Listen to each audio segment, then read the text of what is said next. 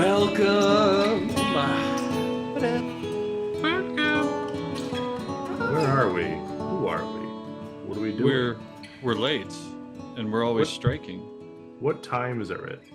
I thought I was last. I'm 10 to 9 right now.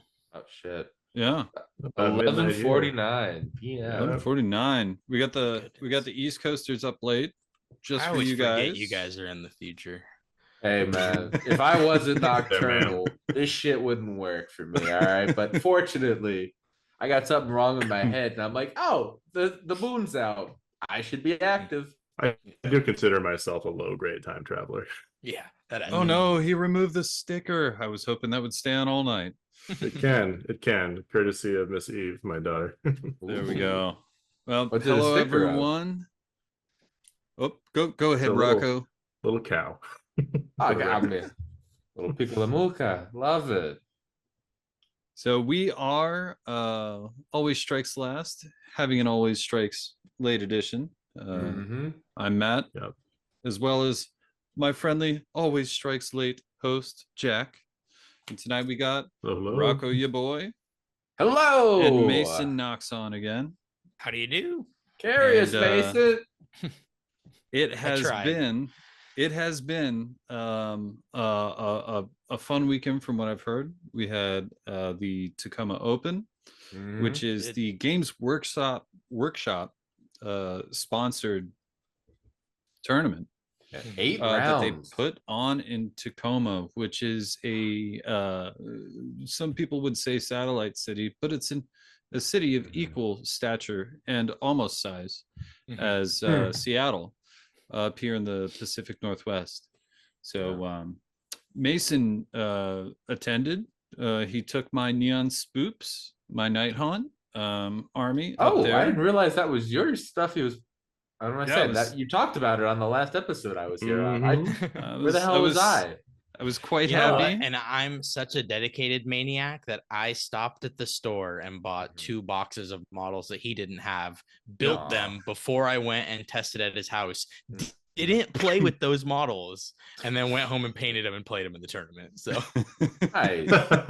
That is dedication. A little casual flex there. You're just picking shit up and go around with it. I love it. I love The it. beautiful thing is, like, he sent me the picture and I was like, man, I am doing this wrong, because I feel like it took me like so long just to get one unit sprayed. And he's like, cool, I got him done. Here we go. Here we Dude, go. I was like, oh. This When you're really good, makes you're good. this really makes me want to engineer a situation, Mason, where you need to play with one of my armies. I just like convince you to do the same for a couple of those hard to get to items on the list. Can you do eels? Can you do more Star Guard? Man, I can do a lot if Weird. we're not doing trim. Okay, like There we go. That's fair. That's Yeah. fair. There we go. Oh, that's the bane of the slaves of darkness. So I guess we're yeah, done. exactly. Oh my god. Yeah. As somebody who's been painting a Mentor's Space Marine Force, I am so tired of trim. Yes, I hate it. I mean, if you're cool with like a wicked dry brush trim, then I'm your man. You know, Sure. that's where I live. Sure. Hey, That's the me. way. Yeah, I did that with cities. I went for like a real grim, dark, non-metallic metal armor look, Yeah. done like slap chop plus style, and I was really happy with the You results. love to see it. Yeah, man. they looked Yeah. really good. You had those at Sparkle Party, Nice. right? Yep, Yeah, they looked really good. they're sad to look at right now, but I like them still. But it's fine. It's I lost why okay. did- Hexbane. You Why want to know is that something doing- funny? Oh, that. Yeah. Yeah, I lost Right. the Hexbane and the Brethren of the Bolt that I had for like 4 weeks, maybe. You know, I guess I Oh, played. yeah. One thing that gets me is they're still like Still they tough. got legends, but they're still in the app. Yep, And Yeah. with all the Stormcast stuff and the main kind of throws me Stormcast off. thing. Yeah, I hate that. Like I was trying to make lists myself, and like all of my old cultist units just there giving me like member berry sad reminders. Mhm. Yeah, Pepperidge as Farm remembers. as a UX designer, I just want like a little toggle for legends to like either Yeah. like hit a switch and all my legends are available, or I hit a switch and all the legends go away. You know, Yeah. it's not that hard. 'Cause a if they're funny there- note though, at the US Open they had like a Underworlds tournament. They ran like a Oh. Underworlds GT like Sigmar like kill team like Yeah. so they were doing the awards. You know, I stayed for the awards obviously, and they said third place some guy Haskell Hexbanes, right? Second Sure. place a different guy Haskell Hexbanes. Runner up third dude, Haskell Hexbanes. Best overall, another guy, Haskell Hexbanes. It was so clearly a balanced game. Yeah, so balanced. I turned to somebody I know behind me, and I was like, "Turns out I'm an Underworlds player now. Who knew?" Your It's a fun game. Things were on Got it point. ready to go. I got the deck of cards unshuffled. Like I'm set. You know what I mean? Yeah, there you go. But yeah, the tournament this weekend was really something else. This is the third year that they've had it in Tacoma at the exact same venue at the Tacoma Convention Center. And they told us the first year that if we kept coming back and growing, that they would keep coming back to that location because they really liked it. And it's the only real location that they've repeated, let alone a third time. And they said it's not quite locked in, but they're basically confirmed they're coming back next year. Well, that's fantastic. You'd love to see. They also that. put out some numbers that said it's the largest US Open event that they've put on to date. Yep. Total numbers. Counting like all the events of all the people, right? Yeah. Okay. Yeah, exactly. Okay. Exactly. How many total players were in the AOS GT this time, Mason? I think like that 80? they said I think the number was 85, and then I think I also heard a number thrown around that there was 100 pre-registered, but I guess there was some tumultuous situation on Thursday and Friday that I'm less educated about, so I apologize. But apparently people were stranded and stuck, and there was travel. Oh yeah. So there was a software issue. Yeah, exactly. So they attributed perhaps some all the flights got canceled. Right. There was some absences because of that, but still there was quite a bit of people that had traveled. Good. It was awesome. And the 40K side was a big event. I want to say they capped and sold out at 500.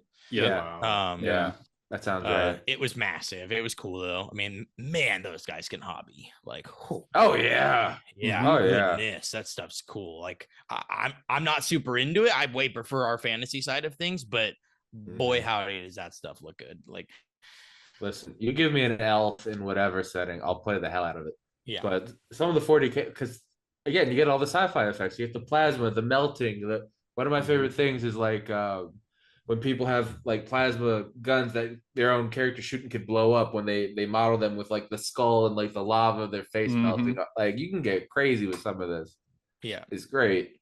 Love the hobby. But yeah, it was huge event. Good. Lots of fun. I'll tell you what though, man, 8 rounds, first time I've ever done that. Whew. Yeah. I went up to Matthias, a local from Canada, and he was saying, he and I were just chatting after round 5, and I was like, normally we'd be high-fiving right now and going home. So good thing we've got one more game to play today and then 2 more tomorrow. So now that's the question, because I know we always talk about like the tournament play and like how you got to get your head in the game. Always tough enough to have a 3 than a 2. Especially when you're trying to make your way through like a game 3 or a tired game 4 after a night or whatever.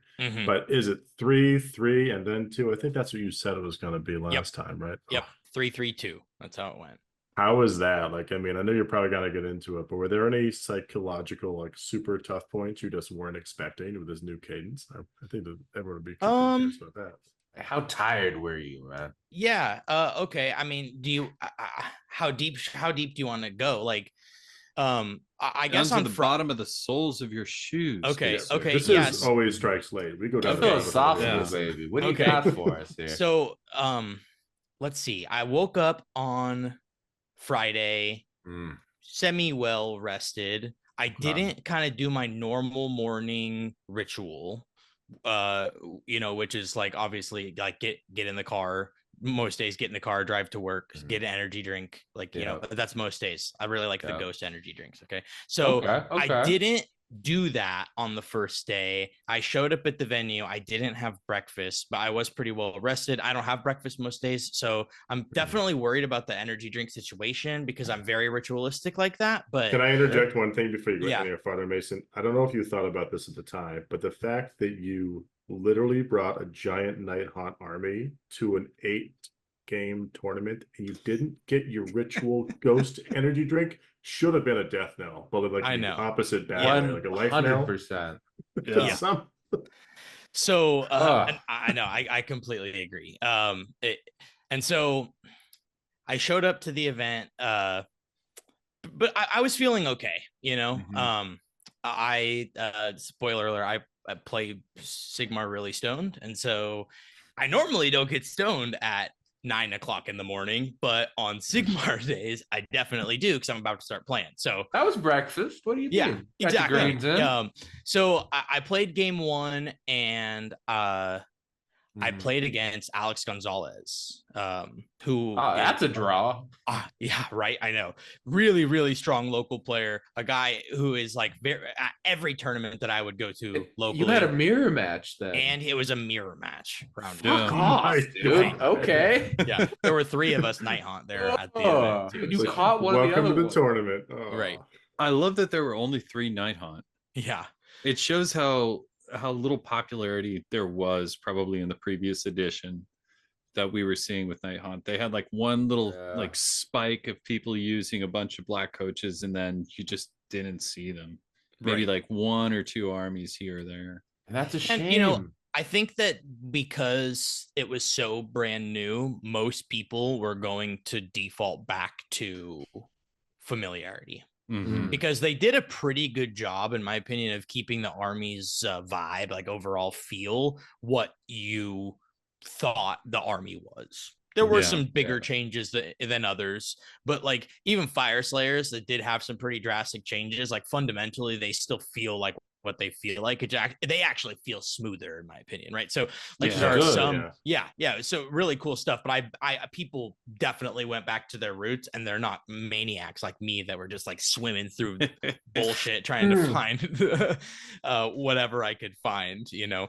But before I get into the game, so I was definitely nervous, right? Because I'm like, wow, really strong opponent, round 1, mirror match, awful. And off my ritual, off my morning game, you know. Okay, so but I was confident. I'm always confident. I'm like, I never fear a player or a matchup or anything like that. I really trust like my hands and my fundamentals on the table. I know my game plan. I'm good, you know.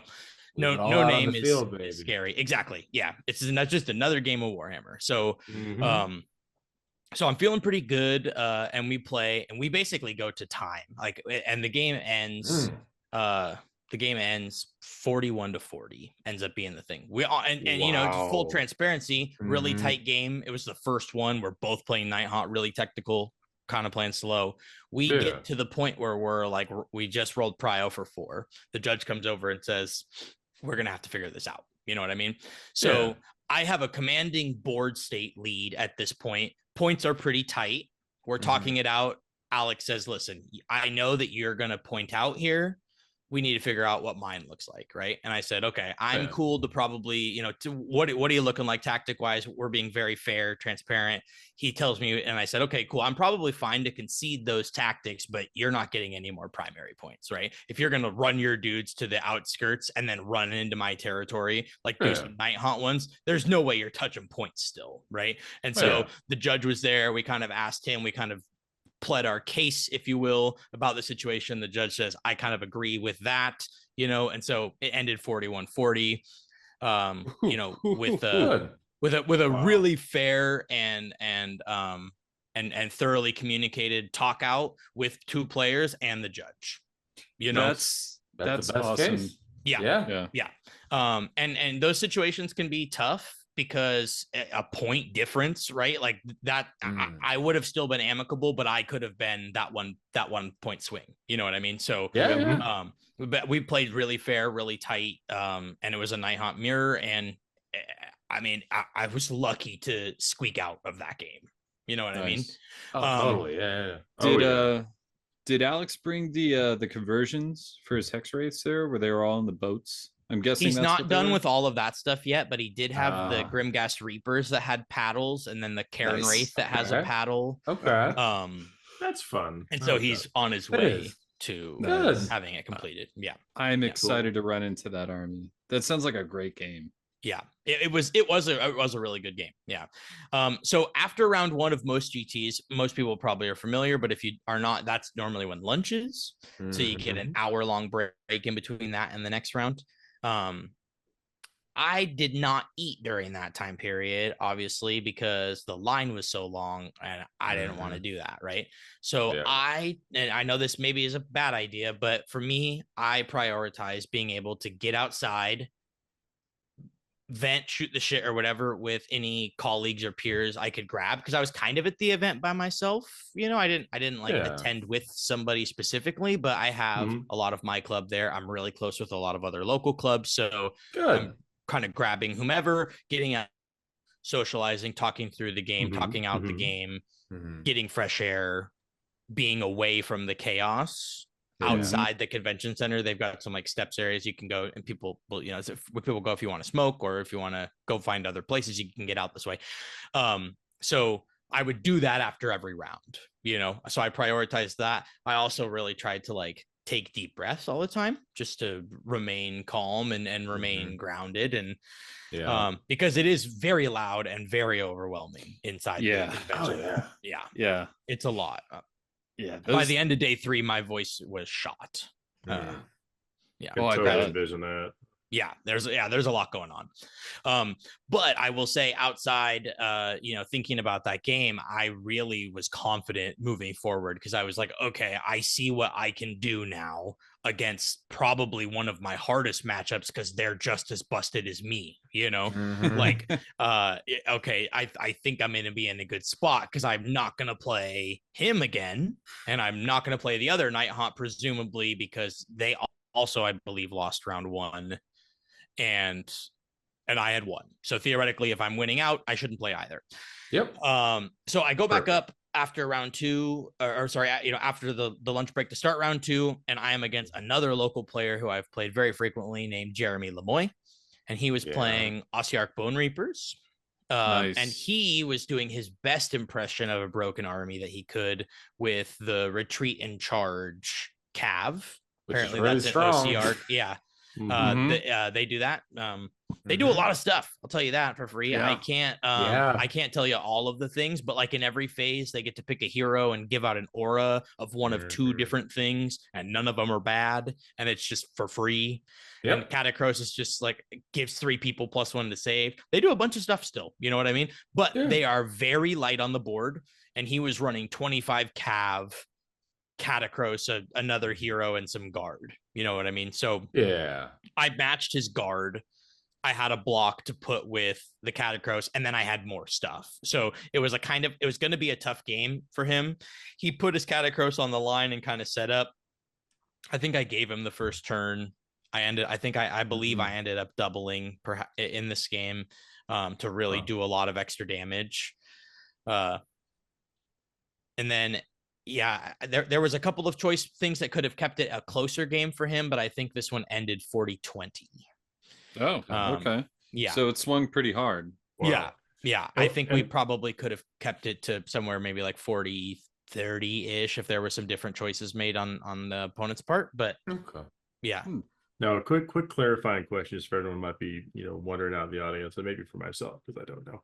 Was it differential scoring, or were they doing it? Wasn't. No, it was just straight points. And the way that works now is in every turn you have a maximum of 10 points you can score, a maximum of 6 from objectives, and then 4 points or nothing from a battle tactic. So every game is going to be out of 50. So in that first one, 41-40, you can kind of look at that and say, my goodness, that was a tight game, because that was both players scoring pretty close to 80% of max points in every round, with a slight edge out in the 5th, right? And I like that better than differential, man. I like that. And then a 40-20, you can kind of look at and say, okay, one player clearly was able to get points in the beginning, and there was a turning point where there was concession or table or something of the sort, right? You can kind of look at that point differential and gauge that. Not always, but it can give you an idea of the pace of the game. I feel like sitting in the background as I was doing all my other stuff, and checking BCP every once in a while, it's so much easier to track than the differentials. Like I find I really like that style of scoring, and that may be like a holdover from just playing 40k competitively for a little while and not doing very well. But I thought it was really clean, you know. Yeah, it feels so much better than having to try and tell somebody, well, you got 524.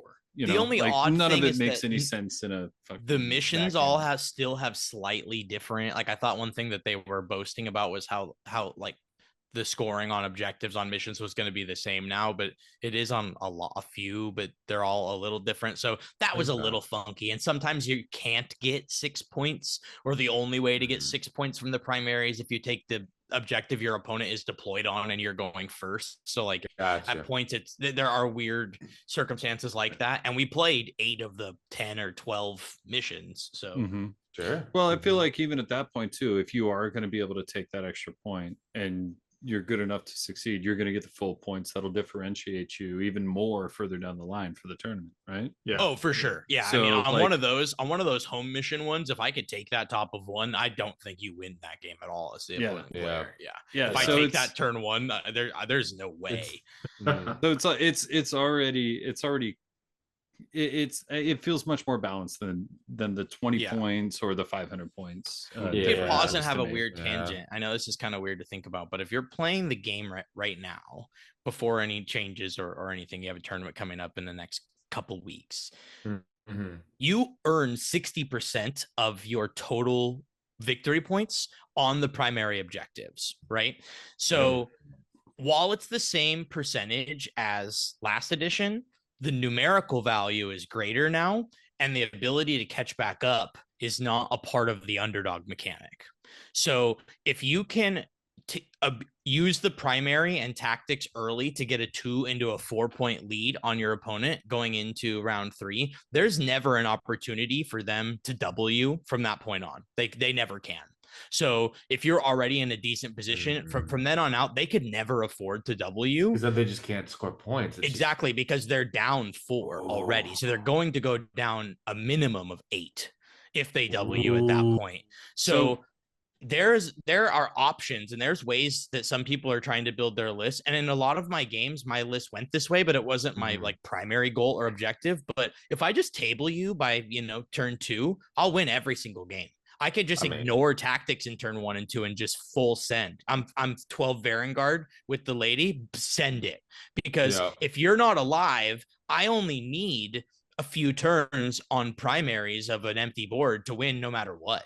Even if you did get a tactic or 2, if I table you, because of the way the points are working out. So there are some really unique ways that you can approach the game and list building, and and so if you can kind of think about it from that perspective and think about how many points can I get and prevent my opponent from getting early, that those 2 into 4 all of a sudden is like all the difference. And sometimes if I've got guaranteed tactics, right? Like that you almost cannot lose as long as you don't overextend or don't make glaring mistakes. So it can kind of change how you list build and how you approach the beginning of the game.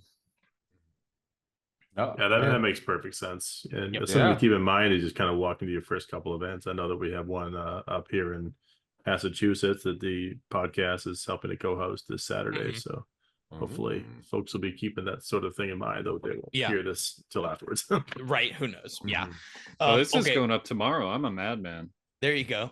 I'll jump into round 3 and then we can break for questions and stuff. Round 3, I played another Portland local from the Corsairs named Jack Geiger. Jack was playing Stormcast, and I'm going to do my best to talk about his list. He had the Drake Sworn Templar. He had a unit of the Bodyguard, the 3 Bodyguard guys that give him the Praetors. I think they were maybe Vigilers? No, that's not right. They were on some bird mounts, and there were 6 of them. And Paladors. Okay, he had a unit of 6 of those. Shout out Matt. My babies. Yeah. My babies. He had a hero on a Dracoline, a wizard hero on a Dracoline, I think. So he was pulling from Legends too. Yeah, he had some wild stuff. Then he had maybe 6 long strikes and a unit of 10. Maybe these are Vigilors. They have the 2-handed sword, and they used to deal more against bigger units. The choppies on the Vanquishers, I think. Yeah, Vanquishers for the swords. Yes. Okay. Yeah, Stormcast and then one other unit. Yeah. not my cup of tea, Stormcast. So, but I'm familiar with the models and I know exactly what they do on the table, but their names I never care about. You've just models. Yeah. Right. Just same just thing happens to me. Say They're a word impossible and to end track. it with Elors. Yeah, and you're pretty exactly. good. You know? Exactly. Here's So a vaguely Roman word. It must be your unit name. I don't think that Jack knew. Okay, let me rephrase that. It was apparent quickly that Jack did not know what Nighthaunt did, and he admitted to me later that was the case. So he told me after the fact he defaulted to his go-to strategy with his list, what he was intending to want to do a lot of the time, and that ended up being a terribly bad idea into my matchup. So we deployed, we're 18 inches apart. He goes like 1 inch behind the line with the dragon, puts the guys behind him, puts the hero behind the dragon, and the Pallador is on the back line. Okay. It puts everything else in the sky. Did he take first? I did take first. Yeah. You took first, not him. No, I did. Yeah, I outdropped him. Yeah. So I took first because we were 18 inches away and my Hex Wraiths moved 12 and run in charge. So, and I had them all on the line. So I sent all of that up and it all connected with the dragon and the bodyguards and they died. And then I also was able to summon the Gravetide and the Purple Sun in the start of my turn because my wizards was outside of range, right? And Ragnar had 2-cast wizards, so boom, boom, got them both. Then with everybody else in the backfield, I just screened off anywhere that he could drop his stuff from the sky. And so I had scored 10 points because like the scenario we were just talking about where I took his home objective for max points on was turn it battle 1. for the pass? Maybe so. Yeah. I think I'll find the cards. I got to go get my food in a second. But yeah, so I killed the dragon. I did that. Basically, he had nowhere to drop except for maybe his backboard, which would have been worst case scenario because in his mind, the sky was better than the back of the board. So he told me that he did not want to continue. You know, we had a slight conversation about it. He explained to me where he was coming from and his state of mind and the situation on the table and said, I don't want to continue. And so I said, I completely understand. So most of the time I'm not in the business of encouraging my opponent to not concede. If my opponent is ready to concede, you shake the hand and you move your models and you walk.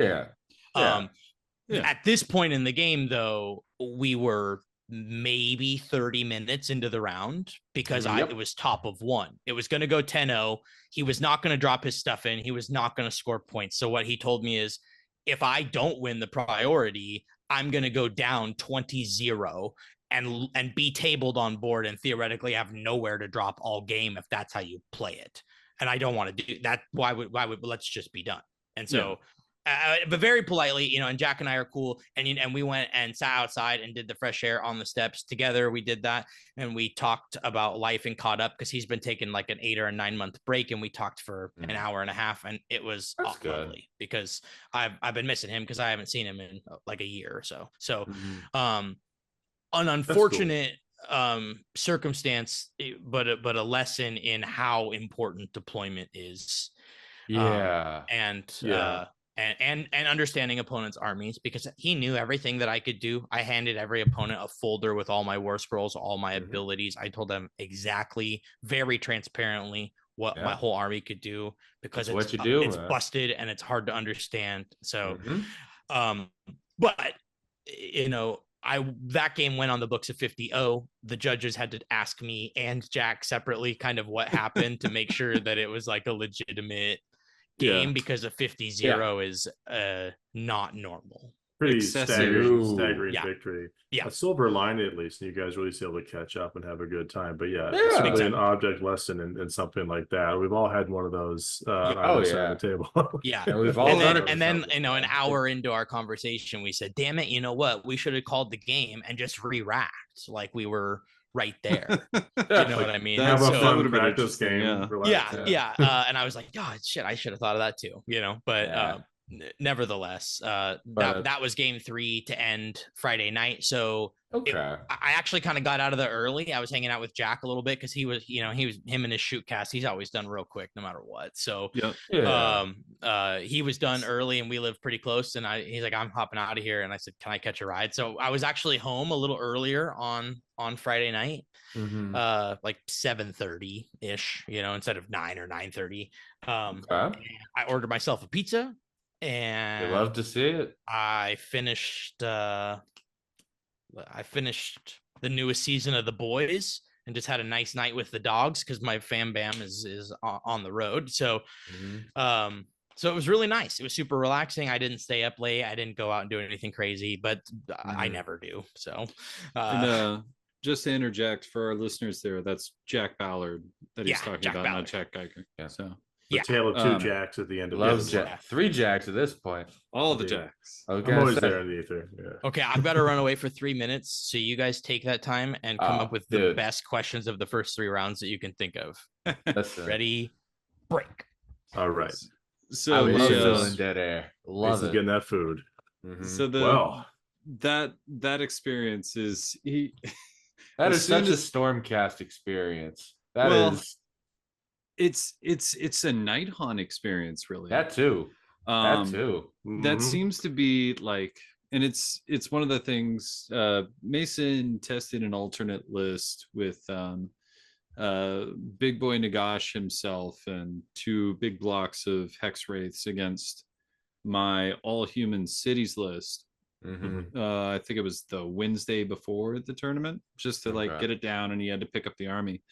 And as soon as he was telling me about how the placement was going, I was like, oh no, he did what I did. Oh shit. And Just put some it's, stuff up there, thinking it'll be fine. It's well, a just Cav a little army. bit further behind, a little bit You further can't behind, set up on the line, people. a little It's bit further what behind they the line. Practicing screens, haven't played the city's army yet, so Happens. and Night Haunts specifically always go really good into Stormcast. Yeah. I don't know why it is, but maybe it's just the weight of attacks with -1 rend. Well, And that's the then- thing, right? They also ignore the Stormcast rend. It's because they're such an elite army. You need the rend or the mortal wound output or something, and to fight. And then Night Haunt, they ignore incoming rend. They've got a ward save, and you're just like, okay, I got 3 real good attacks. They're D3 damage each, or 2 damage each, or 3 on the chart, whatever. And you're like, cool. What's the rend? 4 up save. Neg 3. Cool, 4 up save. Yep. I saved 2 of them. What's the damage? I rolled a 1. Okay, cool. 6 up. I saved it. We're cool. Yeah, and the fact that they outnumber Stormcast lists usually 3 to 1, right? At least. So holding objectives is hard Yep. against them too. So they've always been an interesting matchup. And it's kind of funny that he played Alex. Alex was, I think, my first game of competitive AOS. I was playing my Stormcast versus his Night Haunt. So the same sort of matchup, Matt, like the classic here. Yeah. Yeah. So, and that's where you learn. Oh, they can do that. Oh, they can do that too. Oh, Yeah. they're faster than I thought they were. Oh, All right. I haven't had the What are your pleasure to see best the. Mason, you're questions? back. You're back. Okay. Oh, sorry. Question? Yeah, No, yes. it's fine. Now we see. Hello. Okay. Hey, look at you. All right. All right. Now I'm here. Okay. So best With question. bonus wings. So you had Bonus the restful night after day 1. Mhm. You're in there to win it. You're coming back in day 2. Yep. So I'm going to do a quick twofer. 1, did you go with the correct ritual on day 2? Did you get the ghost drink? Did you? I did. Yeah. Okay. Good. You weren't going to take any unnecessarily risks No. with this situation. All right, good. Okay. Okay. The second is when you walked into the tournament, about how many games of fourth did you have under your belts? I mean, like, was this sort of like a Oh, good quick question. way to pick it up, or had you really practiced it in TTS and stuff? Yeah, great questions. A few questions in one there. I love those. I don't play TTS at all. Yeah, I know. Okay. he's Fair lazy. enough. He's lazy with TTS. I'm lazy. Yeah. Like me. I don't play it either. I played Who one needs it? game one time because I participate in the Worlds team Discord for the US Worlds team They that practice goes their asses abroad. off there. Yeah. And so I'm in that Discord because I did apply one year just because why the hell not? Yeah. And so it's nice to be in there and I give insight and I watch a lot of people play. Because there's really strong players playing Discord games all the time, and I'll watch it. I'll turn it on when I'm at work because they're in different time zones, so they're starting games at the end of my workday sometimes. So I watch a lot, but I don't play much. So I did one little like team jamboree kind of a thing, and I made like some silly mistakes that I would never make in person because of the funkiness of moving models. And I said, okay, it's not worth my time. I don't care. Fair enough. It was fine, Yeah. you know. But I had played approximately 3 games going into. I say approximately; it's exactly 3 games. I haven't played exactly. Approximately exactly. Yeah, Totally fair. Totally Yeah. fair. I like This it. is and good. so the Mhm. Saturday before we had a little club day, and I played a Fire Slayers list for my first test game of 4th edition, where I had 11 Grimwrath Berserkers. A Shit. bunch of auxiliaries. Love to see it. Yeah. You lived the meme. How did it work? Oh yeah. I played against Slanesh and won. Oh no. Yeah, it worked great. let Giving your away that memes be CP and letting dreams. your opponent cast a spell every hero phase. Now that's a toughie. Once your opponent realizes that's what's happening, then it's a tougher spot for you. But until that point, you're on a cloud 9. Every one of those little dwarfs was 6+ control score each all game. Yeah, it was awesome. Okay, so I played that and I was like, that was fun. I'm gonna play a different list. So I jumped into a game with another new guy and I played Sons of Behemoth. 4 bigs. We talked about that, I think, on the last Strikes Last, right? So this guy was playing Bone Splitters, which are like hardcore anti-charge and anti-monster. So I said, great, let me just, this is actually fine for me because if you're the hardest counter I could face, let's try it, right? And to make matters worse, I didn't know a ton of the rules. And so I said to my opponent, we're just grooving, you know what I mean? He thought that when you did the power through with the pigs, because they don't need to ignore, or they ignore the health characteristic, they can just always power through on the Bone Splitter pigs. He was doing it and tying up multiple Gargants at the end of the turn. So that's not how that ability works. You don't get to go into combat with other units. You can just stay in combat with the same unit or get out of dodge. But we were tying up my Kron Spine and my Gargant and he kept doing it, right? And I still almost won that game. So they were doing it naked. Yeah. So Nice. The player, not the models. Yeah, exactly. So that was my second test game. And then my third test game was with Matt. I went over to his place to commandeer some game pieces, and we played a test game, and I wanted to try out Nagash. And so I did a Nagash Night Haunt game. And it was a good showing of what a half of a Night Haunt army could do, and I was convinced that that's what I needed to do. So it was really funny because you were still really like, okay, what are the lists? I'm still trying to figure this out. And I'm like, dude, I have a whole army of Night Haunt.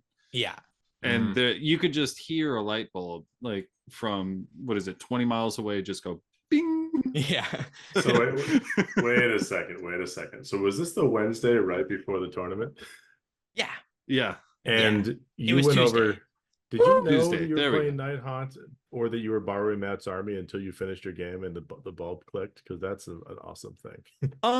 I think that by the time, when were lists due for this? like when you showed up, Love it. Okay. That's a standard practice for the U.S. Open. It's like, it's a little free an official form. stance is that the app won't let you make an illegal list, so you don't need to do it in advance. So I don't know. Sure. Yeah. The other bonus was there wasn't any it's not like they were posting any of the lists ahead of time either. Yeah, like, that's you're all fair. just showing up it was going, "Whoa." it was Tuesday the week of, and the event was started Friday morning. And yeah, I went and played a test game, my third game with Matt, played a night hunt game with Nagash, realized, okay, this army does a lot, but I just need Nagash to be a bunch of other tools that allow me to have a one-track mind with the units that I just one-track minded, and I have a good strategy, right? So Nagash needs to be 20 horses. Exactly. So in my mind, I like to think about it. I was like, I did 3 games to find out exactly what I needed to slot into the right thing, you know, and because it was progressive through the stuff that I was flirting with to do for the tournament.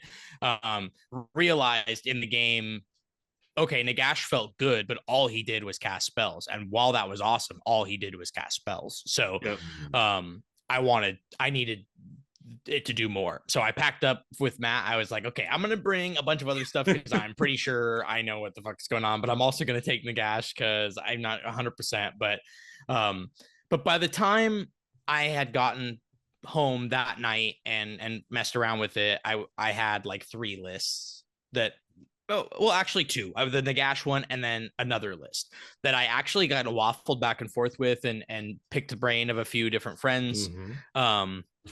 And made a couple of last minute tweaks. And then when I showed up on Thursday to pre-register, I ran into Matt Rose, who's like the head game designer for Age of Sigmar. And he checked me in and he's like, awesome, just go ahead and throw your list in the app and I'll hand you the thing and you're good to go. So then I was just forced to submit what I had done. And that's what we did. I love it. And honestly, what a Cinderella story. Just the kismet of being at Matt's house, a man with like an arc-like dungeon of armies. To have the correct things in hand. Literally the entire apartment. That's the dream. That's the dream. I love it. And you know, again, to add to the insanity, and this is just kind of how my brain works. Like I had an inkling that Tuesday I was down south for work and I stopped at a store in Tacoma and bought the 2 boxes of crossbows that I wanted to play on my list because I knew Matt didn't have them. And I knew if I played the non-Nagash list, I wanted to play the reinforced unit of them.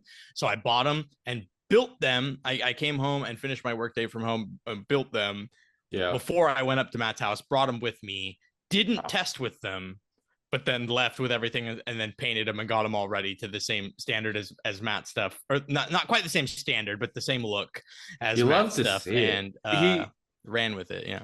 Probably the look on my face was of like pure surprise, of just like, how you didn't have these, what? The production meta speed there is a bit dizzying. I know, like, it's like plus 50 points on the speed when it comes to painting Night Hunt, you know, sheets on a stick, but still, it's like, wow. All right. See, the secret is that Night Hunt are annoying to put together. So they do slow you down there. So it's like a plus 50 and then you know, like a minus 20 modifier after that. You know, Spirit I'm gonna have a couple bites of this food, you guys. Spirit hosts are such a pain. This is everything is permitted. Never again. Never apologize for eating your dinner.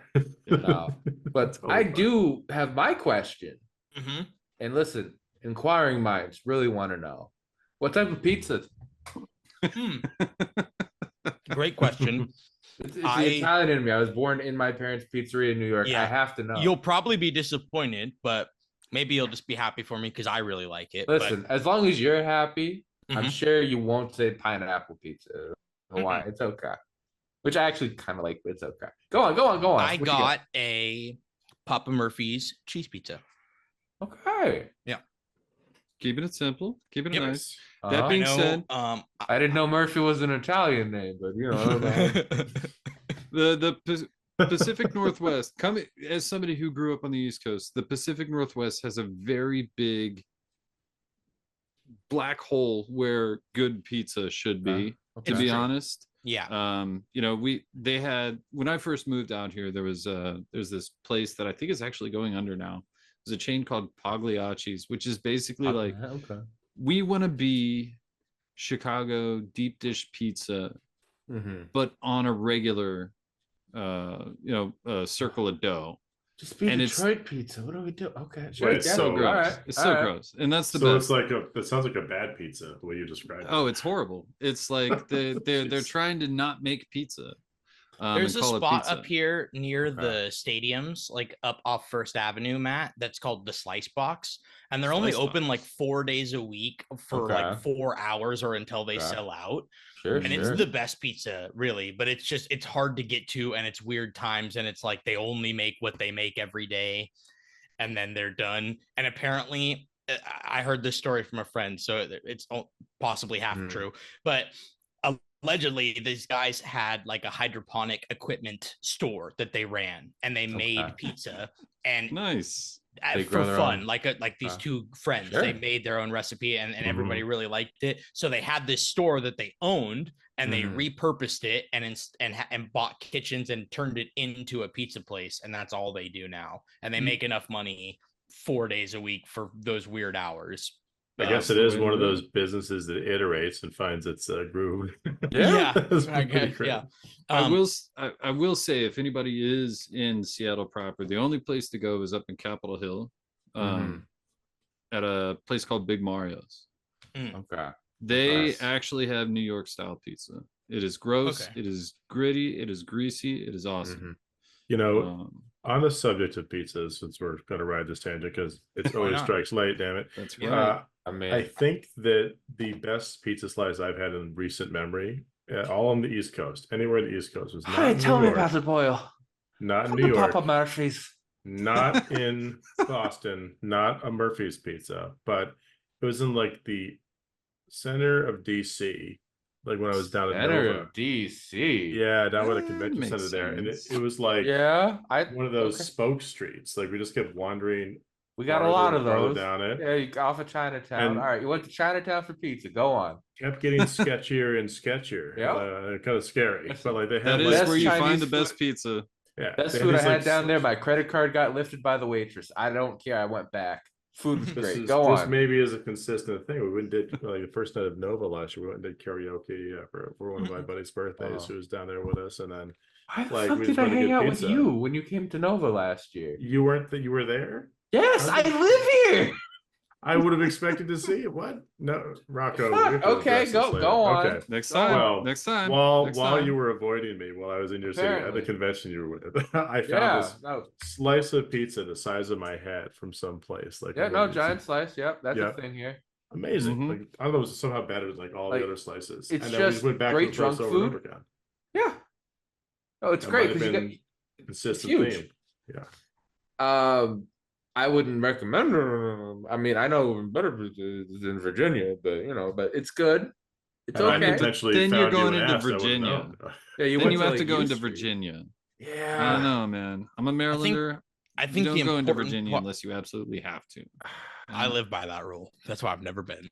So Yeah, you stay far away. Yeah. Like one rule is other Yeah. side of the country. yeah. Usually it's because of Uh-huh. landlocking, but it's fine. Like I think the takeaway of the night was I knew that Papa Murphy's Pizza was close by and going to be Oh, sure, consistent and satisfy Look the at fact that I mozzarella, had did only he? eaten a hot dog all day. So No, so that's the theme, Okay. right? It's Mhm. the Papa Murphy's. We're not gonna let you down because you know exactly what shite you're getting, yeah, and that's the worst Irish Mm-hmm. accent ever. that's okay. But, There's You know, no judgment. No I judgment. actually prefer it to most delivery pizzas these days. Okay. And If it's take good pizza, it's good pizza, man. I'm not yeah, gonna I mean, fault the dude. it's fine pizza. I don't want to Yeah. necessarily go on the record as it being good, but it's totally passable. I mean, for we're It is not- what I need. dependable. It is Yeah, dependable. It does dependable, not yeah. change. Listen, 100%, sometimes It you is a just need Mesa. some shitty Yeah, Domino's, and- and you're like, and okay. As listen, I need as grease. a theme to earlier, I was still stoned because I keep that rolling as we play. You I did got- it, man. I You was found the mecca. responsible. I got a ride home. I Good. wasn't going to go anywhere and get Yep. food, so I needed to solve That's the way to answers do and it. help society. So I did have a follow-up question Oh, because I knew okay. this is where this was going. yeah. So, because you got to ride with Jack back again, love Jack Ballard. He's my Uh-huh. boy. I Yeah. was his DM for a D&D thing. They got him to go off and do a whole bunch of other shit with his family. Love Jack. Love Yeah. Jack. You left your car there? No. Great Did you- question. Because you said you drove to start with. Did No, Jack I drive got a your car? ride actually. You I did? got a ride Okay, to start okay, with. Yeah. okay. A fun tangent. Was this the follow-up question? That was the follow-up Okay. question. What happened to your car? You said you Yeah. drove to start with. Yeah, no, I sorry. I don't Okay. believe I said I drove, and if I did, I was lying. I mean, There was assumptions may have been made. maybe Okay. assumptions Yeah, were made. I believe Blame so. me. Yeah. Yeah. Mason, no, son. Go ahead. Yeah, the parking situation in Tacoma is not the greatest. It's bad. Yeah, it's just because there's so few of it. I actually I don't really care. I wasn't in fear of the car, worried overnight. There's just not anywhere really to leave it. So, and because it's so close, I called in a favor and got a ride down there all 3 mornings, which was lovely. Wonderful. And it was kind of cute and sentimental. So I'll share the story. But I played lots of card games and did lots of tournaments at starting at early as like 9 or 10. My parents would take me to the game store and drop me off, and I'd play Yu-Gi-Oh tournament on Friday night, and they'd come pick me up. So nice. I called up my dad, who lives like 10 minutes away, old man, and said, hey, I need a ride to the convention center. And so other than Friday, when Jack brought me back, he took me to and fro for old time's sake, to bring me to the tournament. That's pretty fun. That's pretty fun. Hey, Papa Murphy approves. Yeah, exactly. And Papa it's funny because we call him Papa because ever since I had a daughter, right, I'm Dad now. So we had to train Grandpa and Papa to their new names. So nice. So good times all around. But yeah, so I was pizza was cheese pizza passable, and I was getting rides and nothing wrong with cheese pizza. Cheese pizza is fine. It's just pizza. I do have a question for you. Okay. About the games. Yeah. Back to that. Yeah, I know. But first, I do want to offer up a slogan to Papa Murphy's. New slogan, right? Yeah, I'm fixated on this. All right, come out with the boil. I'm gonna sit Papa back Murphy's. for this one. The Mesa of pizza, completely flat, dependable, level. Papa Murphy's, we're here for you. There we go. All right. So Papa Murphy's, we're here for you. Now, I love it. Now that I've turned that dead horse into glue. You turned the dead horse into some hex rays for Mason. Hey-o. Into glue for the next segment. It might have just been planned, Ed, but you beat it. We're good now. What did you find going into a tournament situation, especially starting in? You only had three prep games. What did you find immediately coming in that was different from your practice games versus playing at a tournament competitively in the new edition? Was there, what was the experience between those two? Did you learn anything? Was there anything that I learned a lot.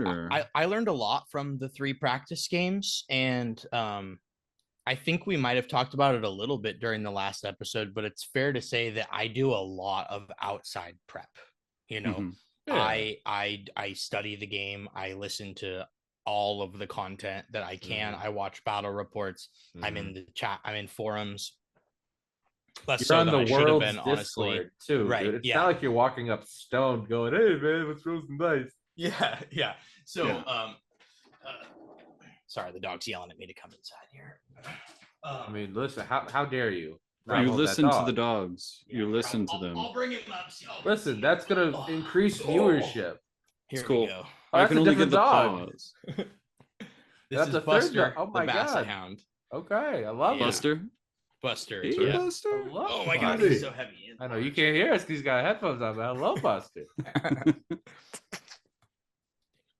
Now I want to grab Petey, but he's sleeping. Oh, should we do a dog moment? Dog moment. I've had this guy sitting in my lap the whole time. Oh, dog time. Oh, Marty. Oh, dogs. All right, I gotta put this one down. He's still kind of wet from his bath earlier, so. Dog time. Give sloppy kisses, Buster. You want to fight? Okay.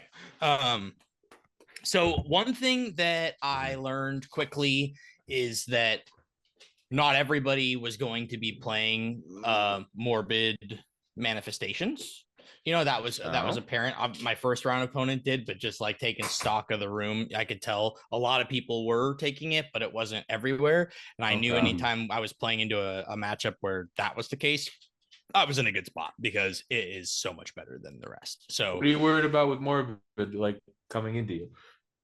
it's just the the most rend. versatile, the most spells, the most damage. You know, Yeah, that seems like the case. Just looking yeah. at it. Now, one thing I gotta think I double-check which one learned it is. really, and this is just happened kind of naturally in the game with Matt and I, but I learned how powerful the chains were in Yeah. the manifestation lore. For our listeners too, it is the Malevolent Maelstrom, Purple Sun, Soul Snare Shackles, and Suffocating Gravetide. Yeah, and I said chains, but that's the soul snare Yeah, shackles. it's a bunch of chains on a base Yeah. grasping at people. Really, really good endless spell. Like Mhm. MVP of the 4 for me for the tournament. Weirdly enough, I never attempted to cast the Malevolent Maelstrom. I probably should have more often, but I never did. I feel like when you threw that out in our game, it did so much work. It sure did. Yeah. It's mortal wounds. And with subtracting Nagash, it move makes a ton of sense characteristics. because I'm just going to trigger it myself. I had Maybe less that was the control. difference. I had less control over models dying where I needed to cast it because I can't move it, and I'm usually sending it with Hex Wraiths, right? So, it was less efficient here, but it came with the package, and Chains was more efficient. You know, I also only had Reichner as a caster, and so I had 2 casts at most. You know what I mean? And tough choices all the time. But but yeah, Chains was really, really powerful. Or Soul Snare Shackles really, really good. What are some other things that I noticed? There were obviously some kind of different like rules interactions that were kind of developing as the tournament went on. Like apparently now we're not supposed to move the trees on the tree bases, like where the trees sit, like on the old tree wildwoods. Those are supposed to remain there now, and so if you can like be coherent in it and around it, you're good. But if not, like it's part of it. Okay, so that's how okay. So that's like a real obstacle now. Okay. Yep. And then all of like all of the little terrains that would be like statues or obscuring or formerly impassable type stuff had a little like area rug, like a playmat kind of carpet underneath it. So there were places where you could put small heroes or like a few units, and it could be cover on that piece of impassable air quote terrain. There's part of it that is cover that you can stand on, and part of it that you would need to pay to go up and over or fly over, in the case of Night Haunt. So some kind of unique terrain interactions, some stuff like apparently presently you cannot all out defense against a covering fire shot because of the rules question. Timing, because it's the end of the phase. Interesting. No, it's not. It's not even because of that. Okay, here's the thing. It's because you pick the target during in the resolution of covering fire, and to unleash hell, you miss the window, or sorry, to all out defense, you miss the window because you have to do it at the declaration. Because the target isn't picked at the declaration, you miss the window to trigger all out defense. Because I don't choose the target until resolution. On covering fire in the end of the shooting phase. Correct. Tricky, but yeah, that makes sense. Yeah. Weird sort of so at the end of your shooting phase, 1 a.m. Say that one more time. This is really important. How I'm going to learn to play cities off of this. All right, one more time, Mason. Hit me with it. So with covering fire, when I'm going to shoot at the end of your shooting phase, if I activate that, you cannot all out defense your unit that I'm covering fire. And the reason why currently, and this is as 7/23/24, the reason why is because for covering fire, you target the unit in the resolution step of covering fire, and the timing window for all out defense is during the declaration of an attack. So you've missed the timing window to activate all out defense. That is so interesting and will cause so many fights. Yeah, I reckon they'll change it, but that was kind of a weird one. Definitely, against the spirit of the streamlined rules feeling. That feels like 3rd edition wonkery. That does. Another thing that I didn't quite get that was clarified at the tournament was that the endless spells that don't have a move characteristic, They're never tying you up in combat. You can charge around them, and you can punch and shoot them if you want to, but like they can be pooped into combat with you, but it's almost as if they don't exist, except for physically their little bases do exist. And so you can't be on them. So that was a little interesting. Made them slightly less good and slightly more good. It just kind of depends on it just changes the approach and the use of it. But that was sort of one of my follow-up questions to you based upon the shackles. I mean, considering they're a non-movement endless spell, were you just dropping them directly into that 3-inch range of things to proc the mortals because they can do that, or am I misunderstanding how you were thinking about it? Cool. Okay. You're a professional here, because what a great segue into my round 4 where I use chains perfectly. Go on. Awesome. Go on. All I can say is I'm a natural podcast host, but continue. Trtrue. I'm just true. Right as I took a bite too. It's brilliant. Okay, but yeah, really a great segue. Unless there was any more questions, but no, I'm just basking Jack's glory right now. There'll be more later. So round 4, start of day 2, I did my ritual like we had mentioned. I'm feeling better. I've got my ghost. I'm feeling more normal, which was, I think, was more important going into this day because I was 3-0. Like I had dreams and ambitions and hopes of day 1, but going into day 2 undefeated is kind of a little bit of a different mentality. I need to play tighter. I've learned a lot from day 1. I need to stick to what was working. I need to stick to what I know. Again, trust my fundamentals. So I get paired into Maggotkin of Nurgle, which I am definitely no stranger to, but they've changed quite a bit for the new edition, and I don't know them too well. But I did look at them the night before because I knew there was a chance that I was going to be playing them because they were an undefeated army. So I did look at them a little bit. It was probably one of the only 1-drop lists at the event. So I knew if I paired into him, I was not going to get to dictate first choice. So his list was a great unclean one, 10 plague bearers, 6 rot flies, and 2x4 puscoils. Yep. The subfaction says you can, after deployment, you could pick 2 of those fly units, the demons or the mortals, and put them outside of 9 of your opponent, anywhere on the board. Yep. And then they can move in if you take top of 1 because you haven't been set up that turn because the beginning of the game is not a turn. So that's an easy Nurgle.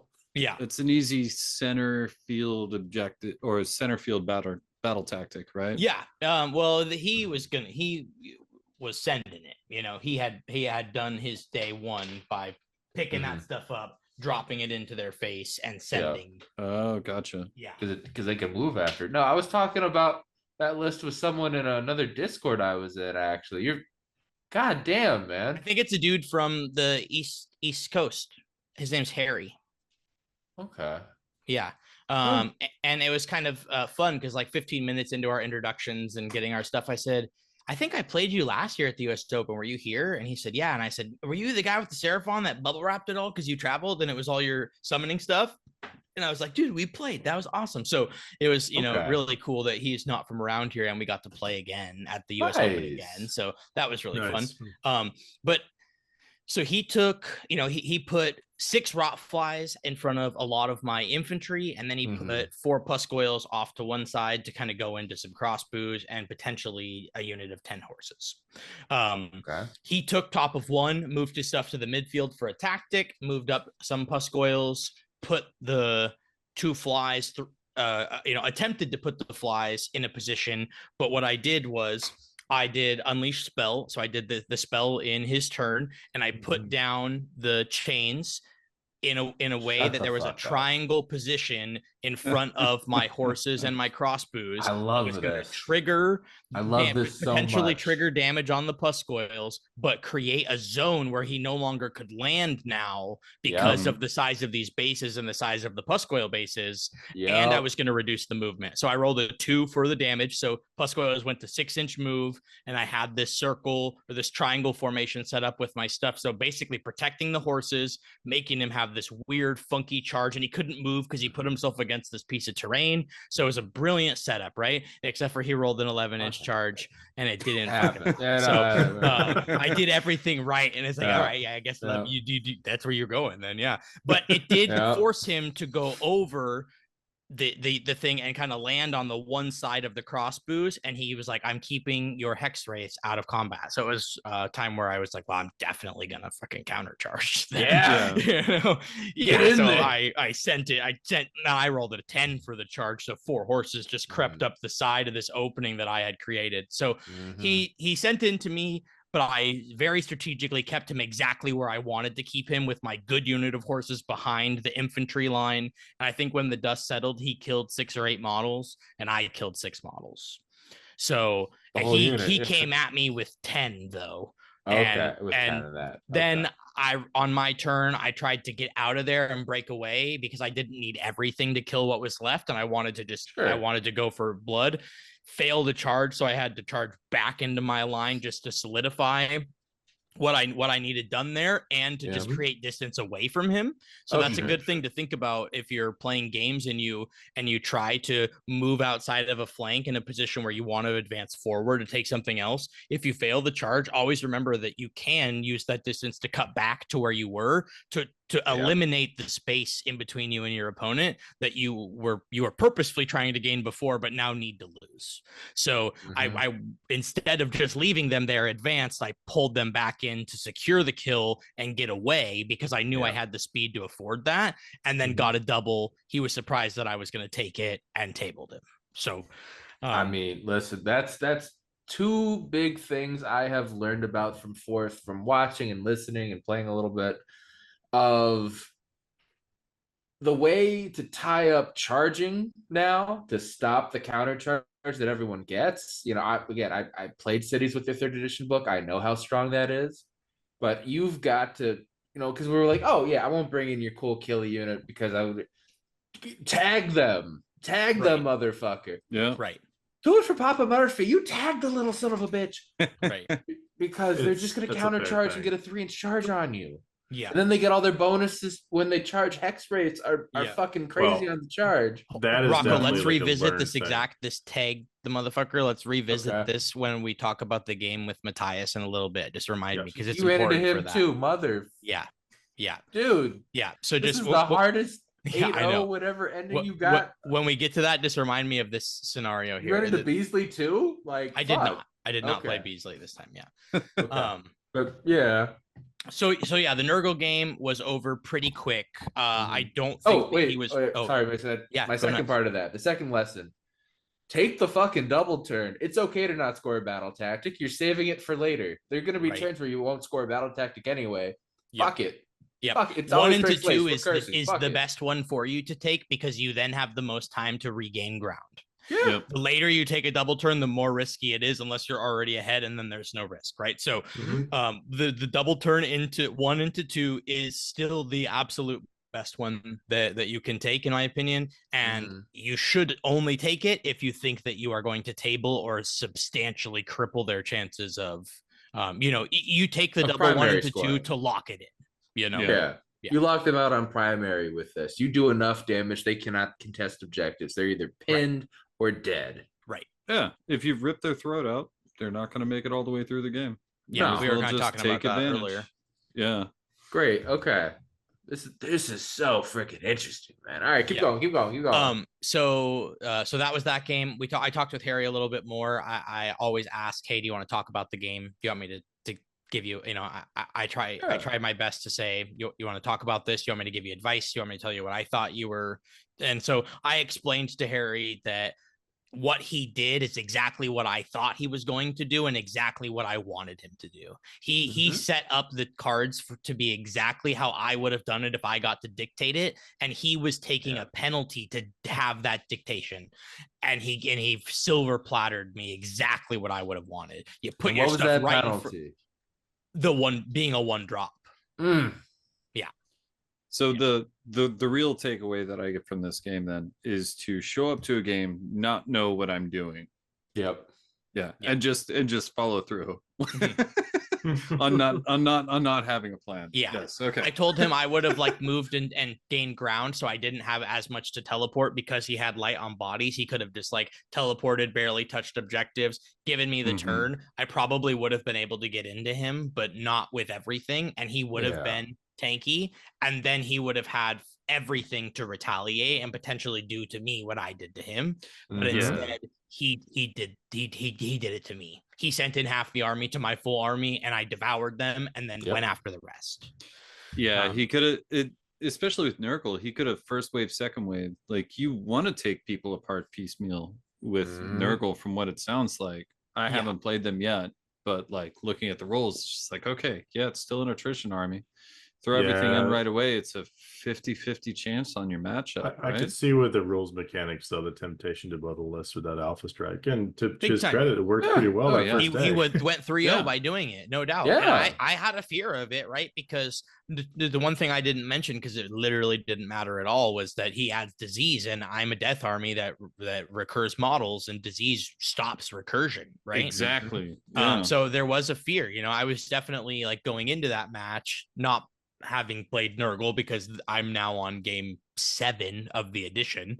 You know, it's a big old learning curve. I've got a decent idea of what his models do, what his abilities do, what his artifacts do. Like, you know, I got the gist of what I needed to prepare for, but I didn't know what exactly was going to go on.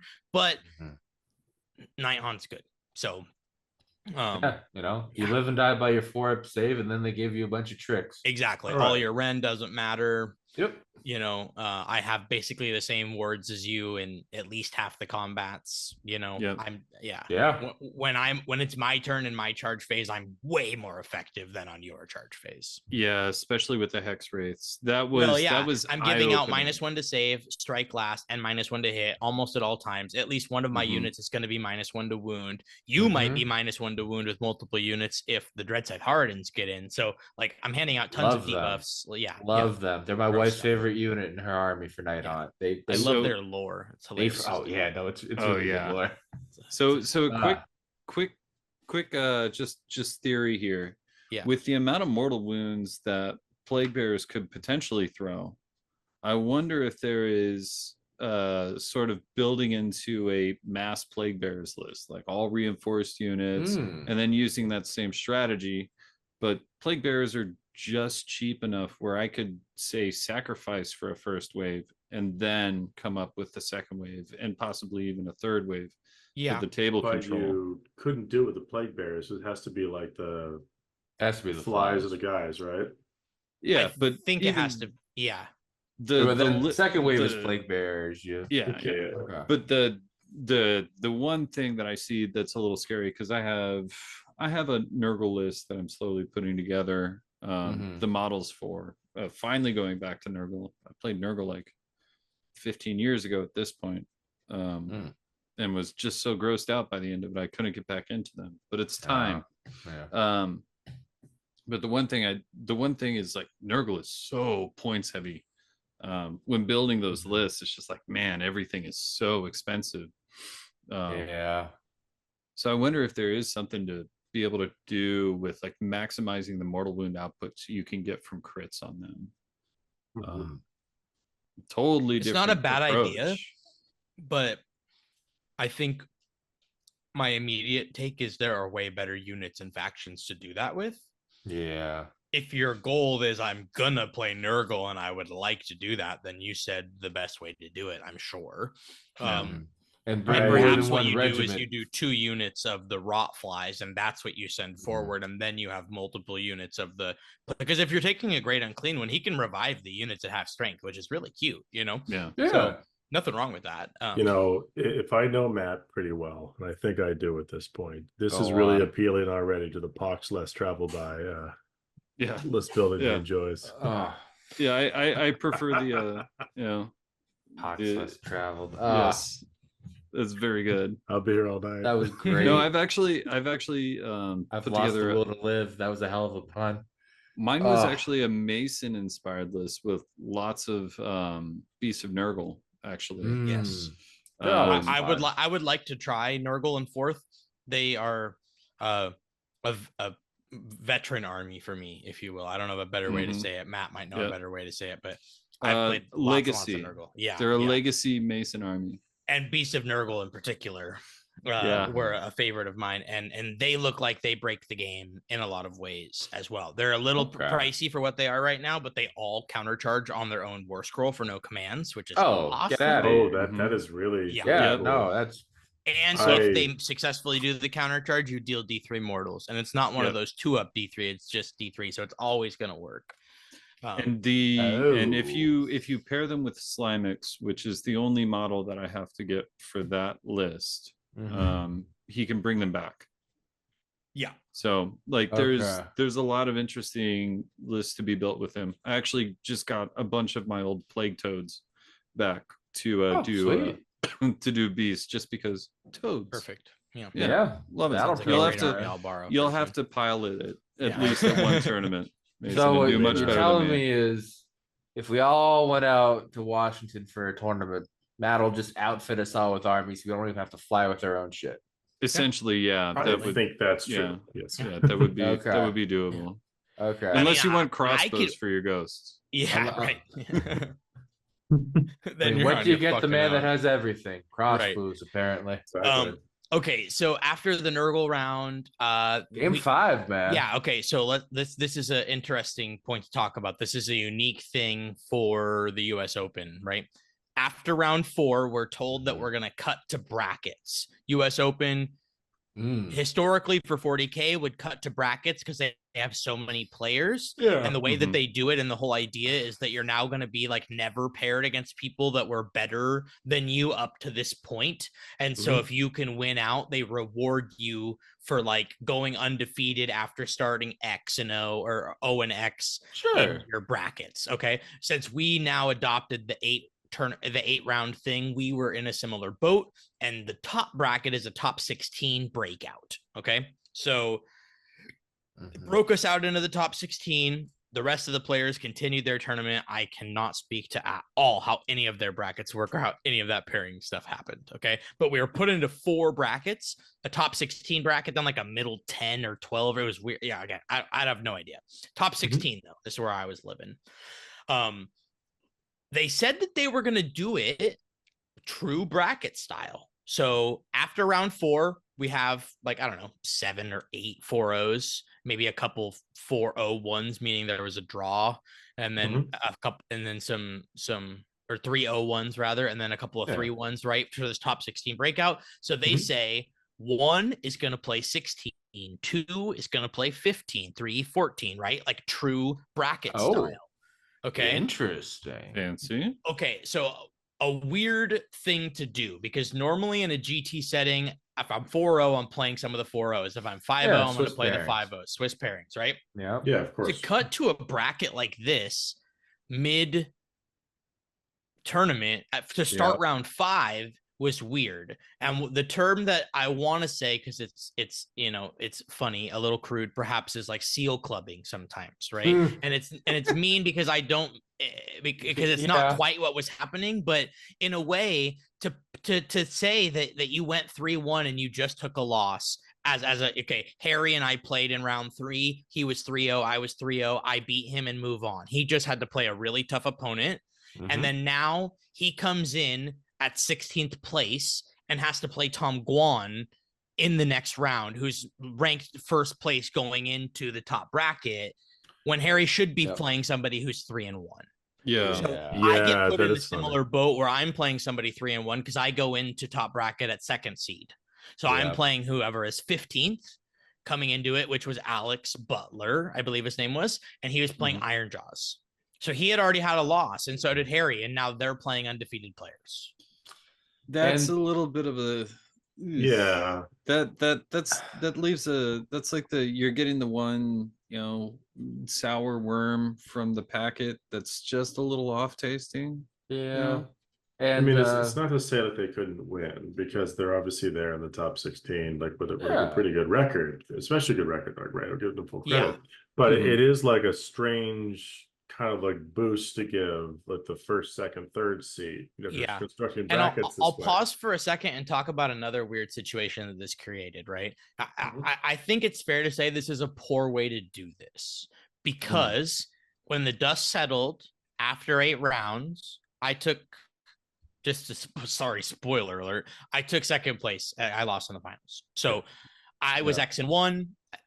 There was another X and 1 that was ranked 17th because he did not make the top 16 cut at X and 1 as the only player, I believe, at X and 1 to not make the top 16 that went on to win every game the following 4 rounds. That is now I just feel like I've walked into the store and instead of getting gummy worms, I got like the weird peanut candy.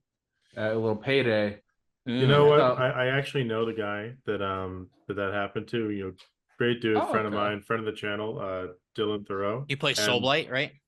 I mean, yeah, I think he was doing Cities of Sigmar this time. Oh, maybe that's what it was. Yeah. Yeah, but it looks like 17th, and I remember looking at the results, and I saw yours. I'm like, awesome job, Mason. That makes sense. Looks like a tough one against Tom. I don't know any other contacts at that time. Yeah. And I was looking at the results, and I'm like, what are all these scores here? And like the top seeds, and then I see people who like ostensibly look like they did way better.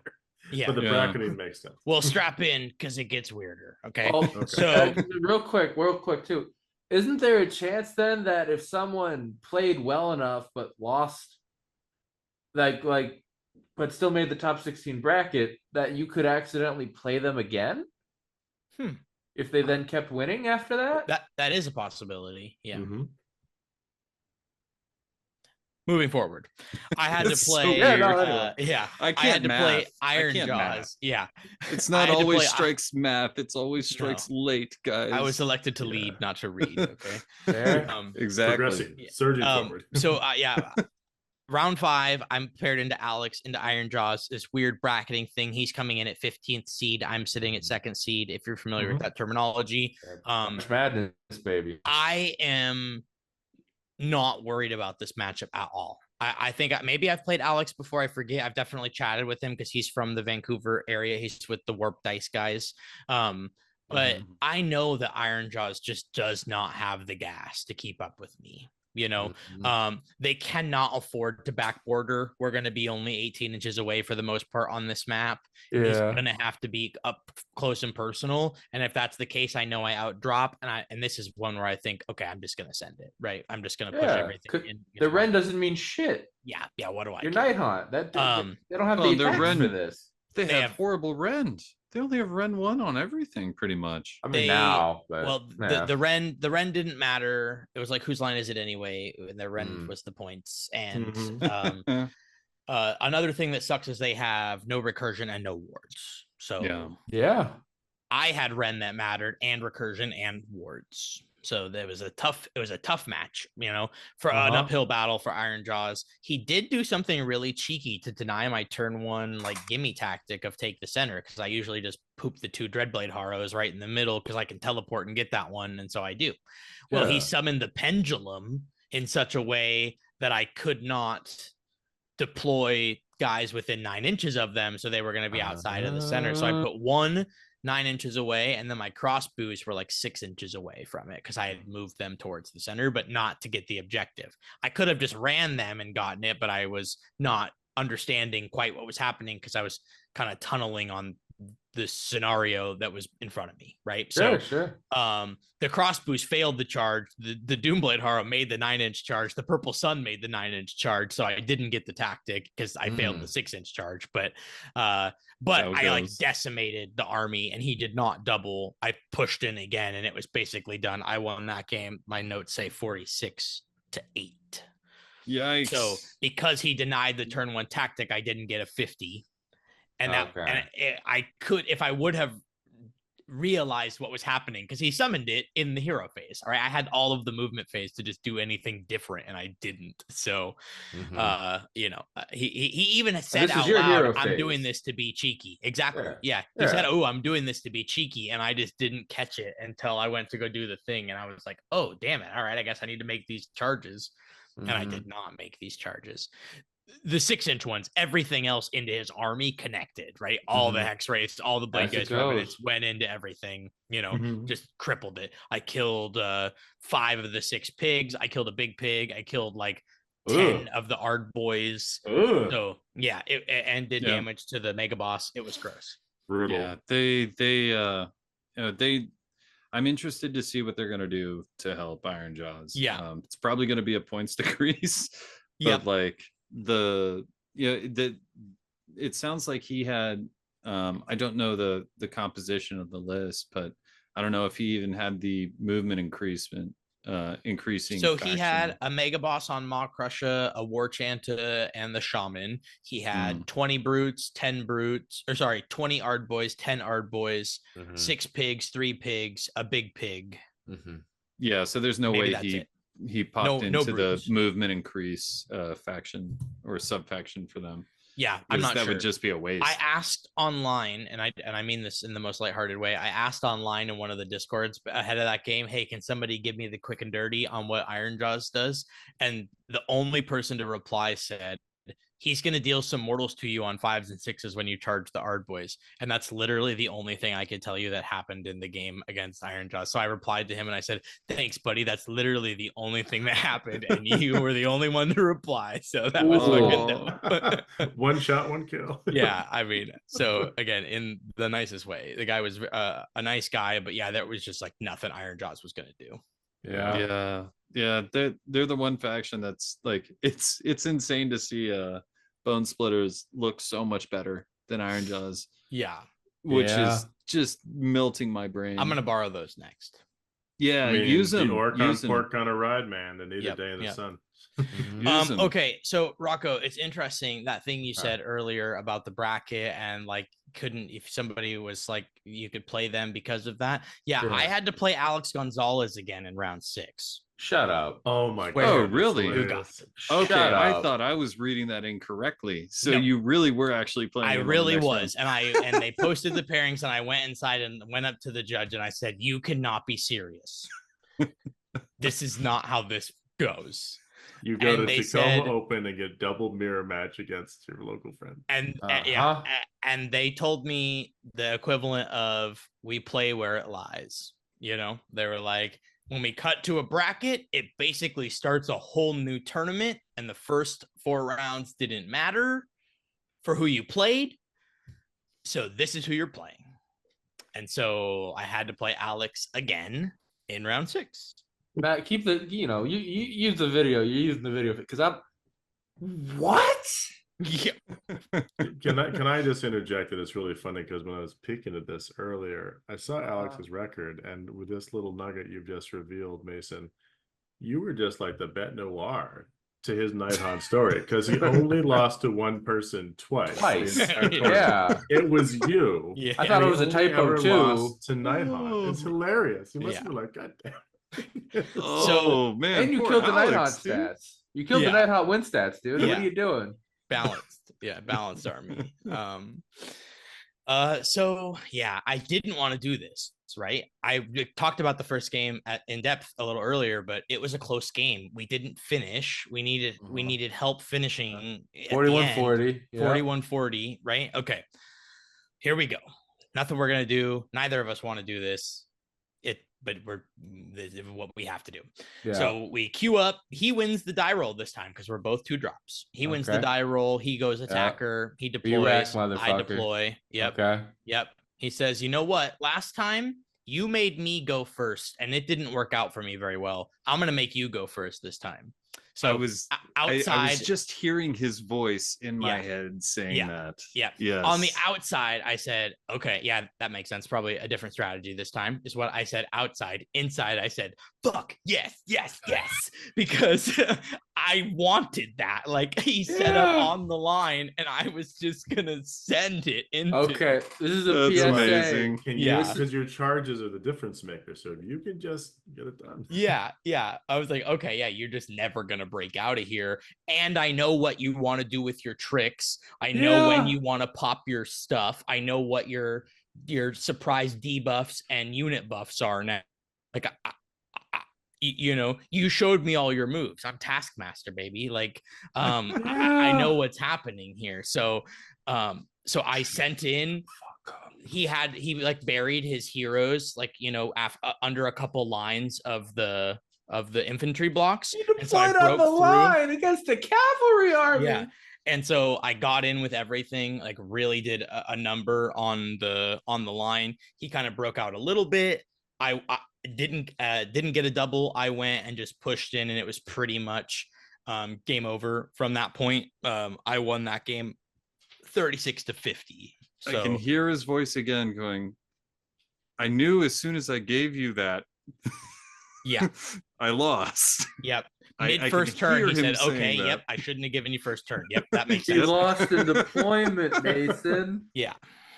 Oh no, I mean, that's What that's it does, exactly though- why you should not be playing somebody you've already played in a tournament, Right. because you've Yeah. already like sat there and you don't have time to process your game fully, right? That you've had the time away from it to be like, okay, where did I actually go wrong, or what could I have done different? Like, you're in the middle of a game and you're prepping for your next one. You're not prepping to play the same game again, right? Yeah. Like, And everyone that's- is so few oh. games in that recency bias is telling you Yep. that, okay, I can see in all of his other games after that, he gave away the turn, right? And that makes a ton of sense for what he was doing, because he was a slightly slower Nighthawk army. So Yeah. of course, give them the turn, let them do any sort of creeping forward, try to Yep. double and do what I was doing. You know what I mean? So Mhm. I totally get it. But in this situation, I don't blame him too much. While yes, you could like objectively say that it was a mistake, I don't know what he does better if he goes first. Because if I then get if I go and he's moved closer and I get more stuff in, or I get stuff in more guaranteed, or I don't have to take as many risks, and I get the double, I think it's over faster. Yeah. So Mhm. I mean, I think that there were some positioning errors perhaps, but like giving first doesn't have to be bad, but don't set up on the line and don't put the heroes within 3.1 inch of Whatever, the yeah. guy. Yeah, I mean, just kinda, Screen. yeah. Alex, we love you, man. Yeah. We're not. But it's Alex, okay. This isn't about you. This is No, this is like, this is also something that's becoming apparent.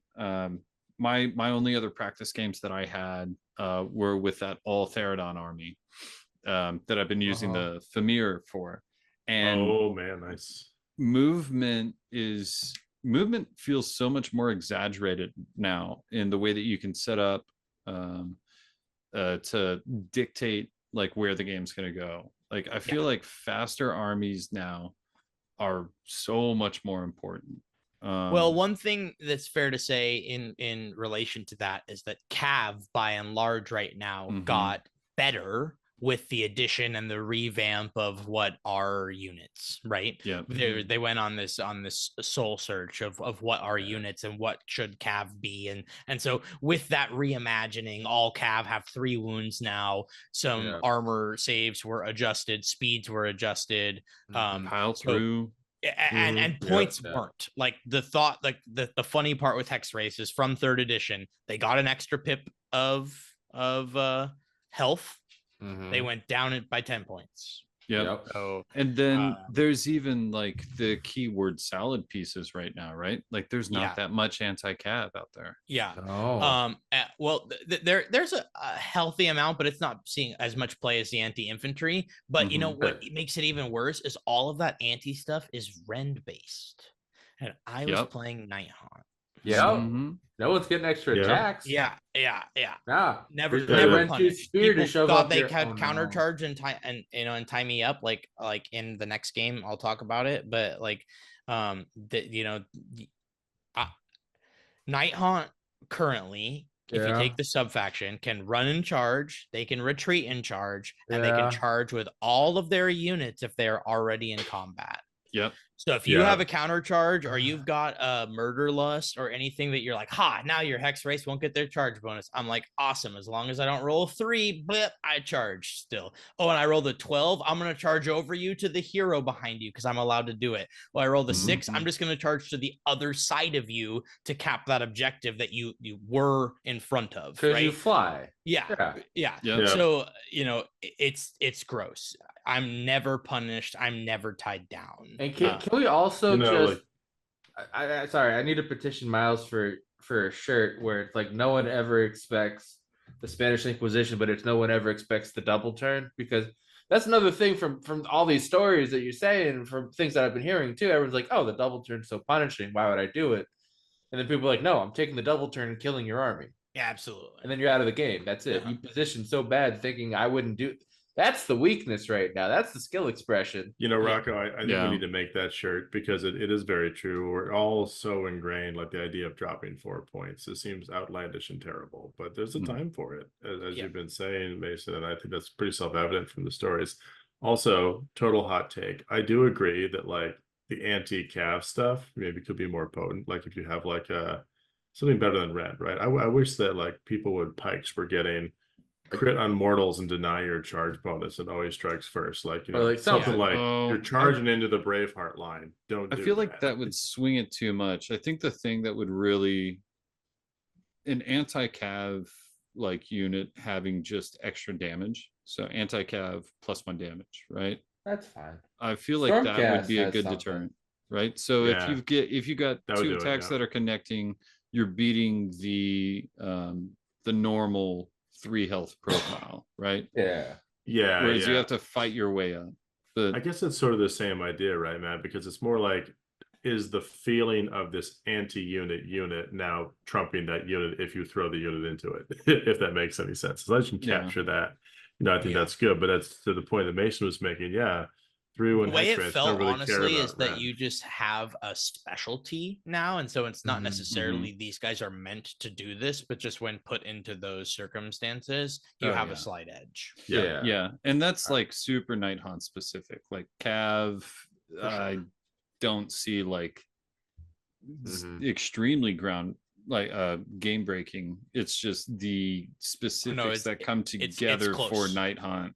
It's close. close. No, Cav. It's close. Bring your own Cav, ladies and So gentlemen. I'll pause for a Depends on second the and say Cav. after the other Night Haunt game, there's 4 4-0s, and so we know that that's the end of the day. So we know that we're gonna have 7 and 8 on Sunday, and there's 4 4-0s. It was me, Tom Guan on Soulblight Gravelords, Matthias on Slanesh, and Bryce Copeland, sorry, I forget. Bryce K on a Seraphon list with like 40 Raptidons.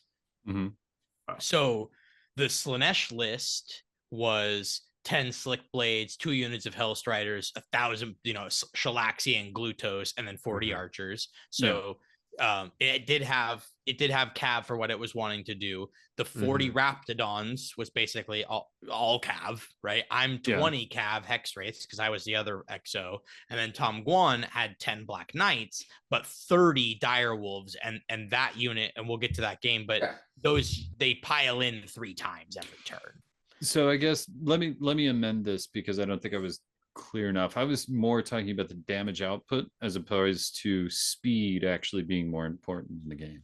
If that makes sense, kills. Right? Like Cav itself is, unless they're put in that specific situation where it's like, no, we're not going to worry about rend. Yeah, we can fly over you. That kind of thing. Like that is specifically game breaking. But the speed itself, I think, is super important in the game now for placing big time top. Right? Yeah, and because a lot of the missions seem to have more objectives. Like I think the average across all of the total is higher.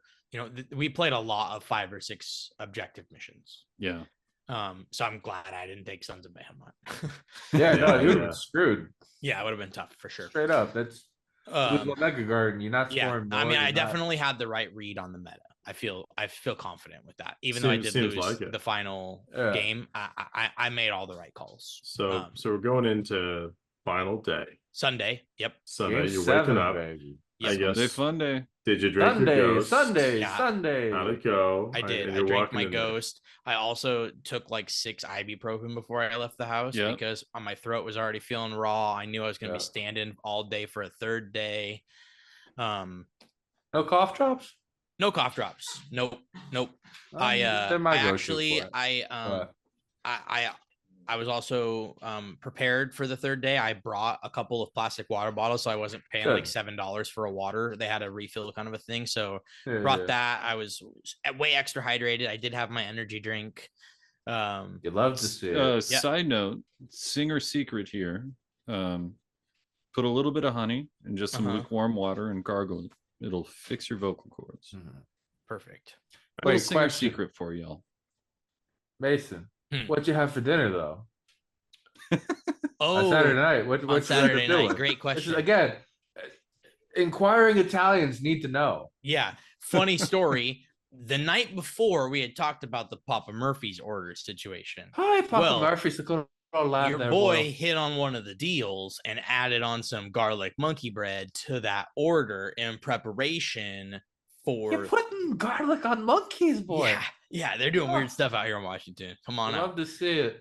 So I had that thrown in the fridge unbaked from the day before. You gotta bake it yourself. On a deal. Yeah, exactly. No deal. I'm walking away. Yeah, it's fine. It's okay. Okay. You gotta make it yourself. Yeah, both times. Papa Murphy's is a take and bake as well. Take and bake. Jeez. Yeah, I mean, you're a stoner. I get it, but now we're just doing stereotype jokes here. It's fine. Yeah, it's okay. Papa Murphy's, only you can mess this up. You know what? And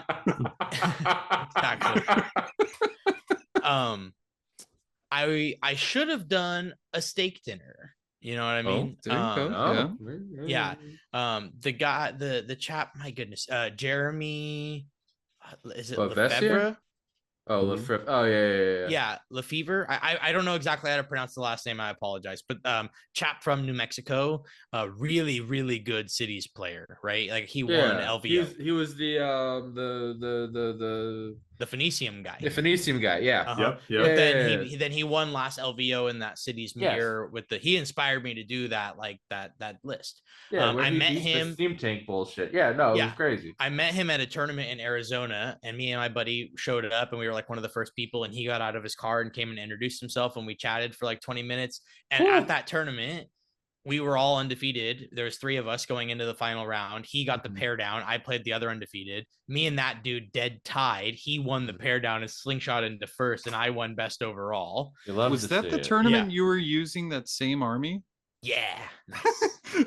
Exactly. So funny. Secret is just use my neon army. Yeah. Okay. Dave, higher secret at all. Higher winning percentage. That's the way. But he went on coach and talked about LVO and said that after day 1 that he stayed, he ate more food. He said that night go home and eat more dinner than you normally would. Like, don't like gorge yourself, but like if you're feeling full, eat a little bit more because your body needs a little bit more. And he said to take the Tylenol and the ibuprofen and stay hydrated. And then after day 1, get a steak dinner and do mashed potatoes and bread and do it. Wait. And so hold on. So he said this on the coach stream. It's like, and what was his routine and ritual for LVO and staying, in the game, in the zone. So at the last Sparkle party, I started the event 3-0. I had just listened to that coach thing on the way up because I just absorbed content, and I'm like, fuck it, I'm going to try this. So I go out, I'm out by myself. I find the steak place, random place in Seattle. I go, I have a steak, real good, go home tonight, and I won that tournament. So I thought to myself, I could do it, but I had already kind of done different rituals up to that point. And now it was day 2 and I didn't necessarily, I didn't know what to do after 6-0. He said, this is what you do after 3-0. I didn't do that. Right. That's so fair. That's I fair. needed to double it up. We're not superstitious. We're a little stitious here. That's I needed to get back to my comfort. I needed to not go out. I needed to focus. There were there was 3 other people I could play. I needed to find out about these lists, but I needed to not like be up all night and stress about it either. So I just went home. I chilled with the dogs again and had some more doughy, delicious, bad food. And, you love it. Love carbs though. Good carbs. Love a carb. Never met a carb I didn't like. Yeah. But most are in my good camp too, I think. Yeah, exactly. So I looked up a little bit about the lists. Oh wait, hold on. I had a joke. Okay. Because you mean you didn't want to go and smoke cigars and drink bourbon like everybody else? Right. And get completely fucking wasted? Yeah. I should have, but no. Taking care of yourself in between rounds. Tradition. That's a fine tradition at tournaments. But you don't want to throw up in a plant like Jack Ballard? Like, come on. Yeah. Are you even trying? Come on. Really? Yeah. I know. I'm kind of a lame-o.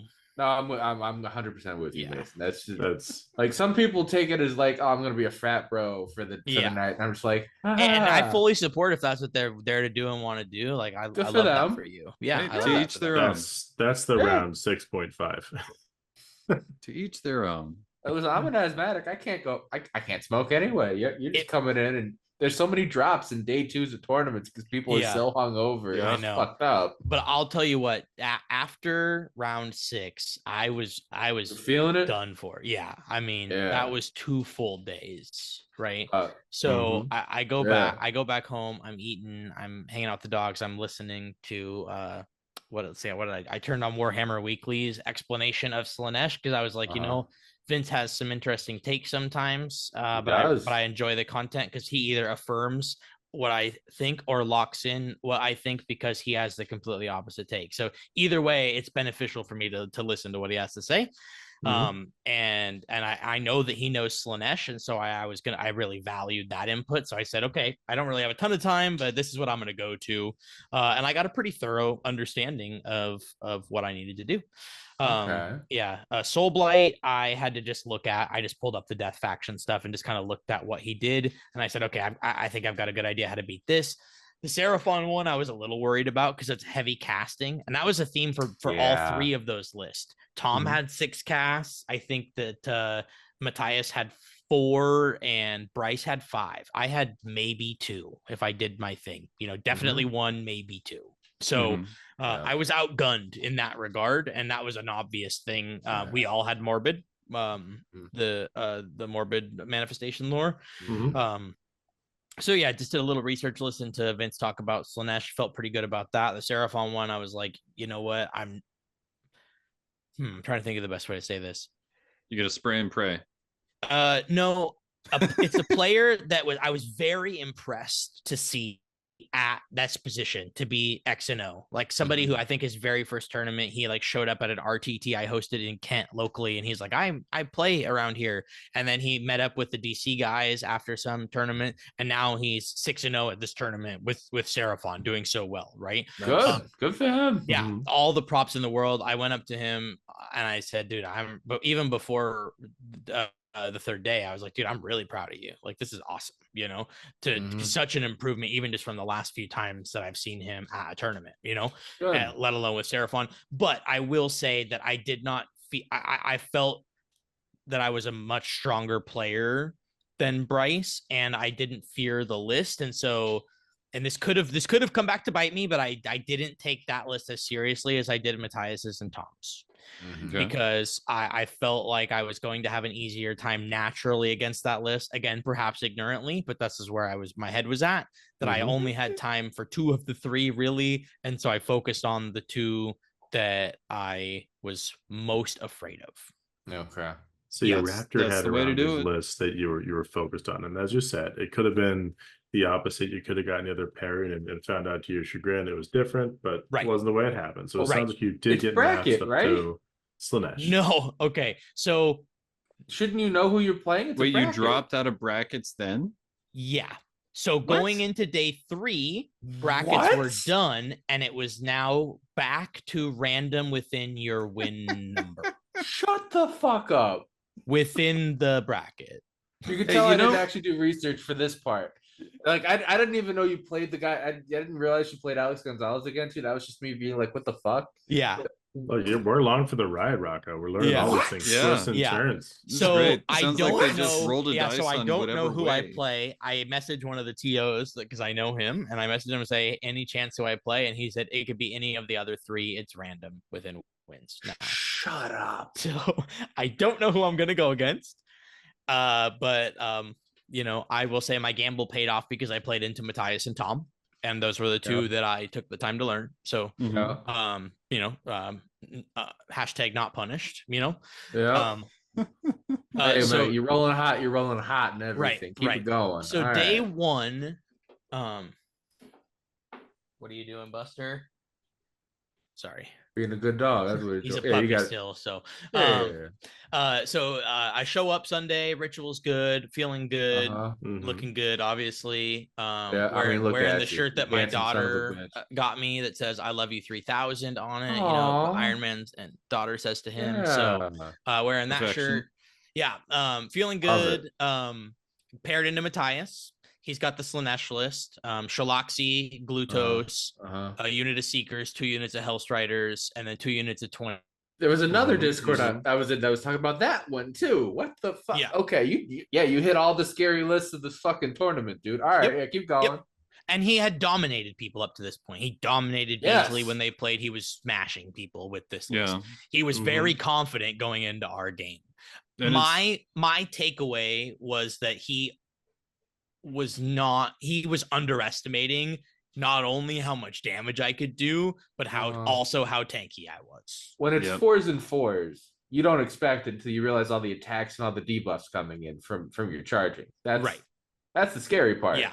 So we set up and let me see. I know in person I use my hands a lot, but he sets stuff up on the line. He's got Glutos, he's got Shalaxi, he's got the I gotta mute myself. Hold on. Yeah, he's got both of those right there on the line. And then he's got the Seekers kind of woven back slightly. He's got the Hellstriders on the flanks for a tactic, obviously. And then he's got the shooters in a circle that he's kind of created right there back. So they're safe. And he's measured out what he can get if he gives them the what's it called? Their bonus that they pick. I forget the depravity thing. If he makes them the depravity, then they have run and shoot. So he's like, okay, these are like 30 inches from your line. He's like measuring it all out, but they're really far back. Good for him. You run in charge. All right, cool. Yeah. So he says, I can take the alpha. I'm gonna give you the turn. So I need to mute myself again. Hold on. So I set up, I send in, I don't make everything go on. But I kill a couple of the Hellstriders on one side. I kill the unit of Seekers for sure. I keep Glutos, I believe, out of combat. And then I move the Harridans up. And they failed their like 8-inch charge. They were going to go try to just kill the other Hellstriders because that unit would have just lifted it. Yeah, it's fine. It was all good. It was calculated. So now they're a screen. Yeah, exactly. Do you care? Yeah, what do you care? I was just trying to use it to have him pull any resources over there because the less that was going to come scrum with what I sent in, mean that I was going to be more favorable to win that trade. So I was actually just baiting stuff in different directions on both flanks. Excuse me. He comes in, he does all of the shooting, he baits out Discorporate on the Hex race that have like snuck around the backside that are not engaged with the archers yet. Then he puts all of the rest of the shots into the Bladegeist Revenants who kind of just marched up the middle. Did he have enough of an army at this point though? Yeah, I mean, he still had like I did not get to the shooters, and I did not kill any of the bigs on the top of one. But I shut everything else down, kept them off points, and made the tactic really tough. Right? Yeah, making sense so far. So he wanted to try to kill the Bladegeist Revenants. He did all of the shots and Shalaxi into them, and left them with 6 of the 20 remaining.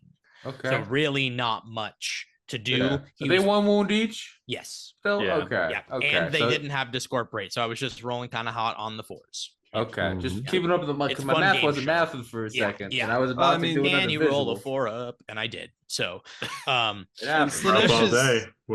is good right now. 4 up, 6 up, baby. What you got? Exactly. 50% of the time, it works 100% of the time. And so he needed a double turn. That's what he was really banking on, and that did not happen. And then I was right there, and so I sent into the horses had an opening now behind because he had moved the archers up ever so slightly on his turn to make distance. So I got one unit of completely behind to move to tag the second unit and completely demolish the one unit. Now that thing we talked about earlier, I said, remind me, here it is. I had pulled in those guys with like 2 or 3 horses. And then I was like, wait, you know what? I'm not going to really do any attacks. Do you mind? I'm just going to pile back actually and just barely tag them so that I wasn't getting as many retaliation attacks. I was worried about that, but I didn't. Smart move. But I didn't need to be because what happened was it was very smart. He said, oh, you want to do that? Okay, sure. I'll let you do that. He let me do it. It went back to his turn. I decimated a lot of his forces, but he had that unit. It was tagged with 1. He's like, okay, I'm going to have the mirror hurt this unit, kill one of these guys. I'm out of combat now. I'm going to fucking walk over here and blast you. Right. So I was worried about the shooting unit punching me with whatever melee attack. So I didn't fully engage. Do they even have shooting combat? No, they don't. Nope. Yeah. No, this one's at you, Mason. Hold But on. that mirror Yeah. trick, that is chef's kiss. I'm gonna say that I'm very impressed by that. Yeah. So that was a mistake Okay. that I made there, but again, not really punished because it was kind of too little, too late. Oh, so sure. yeah, Sure. I've got the score here. I won that one. What, His app's 97 to great. 2? 20 to 50. So another 50. Yeah, and Very solid. I was making a joke, Mason. Yeah. At that point too, you've got recursion and you've got like so many other ways to kind of deal with it. Yeah.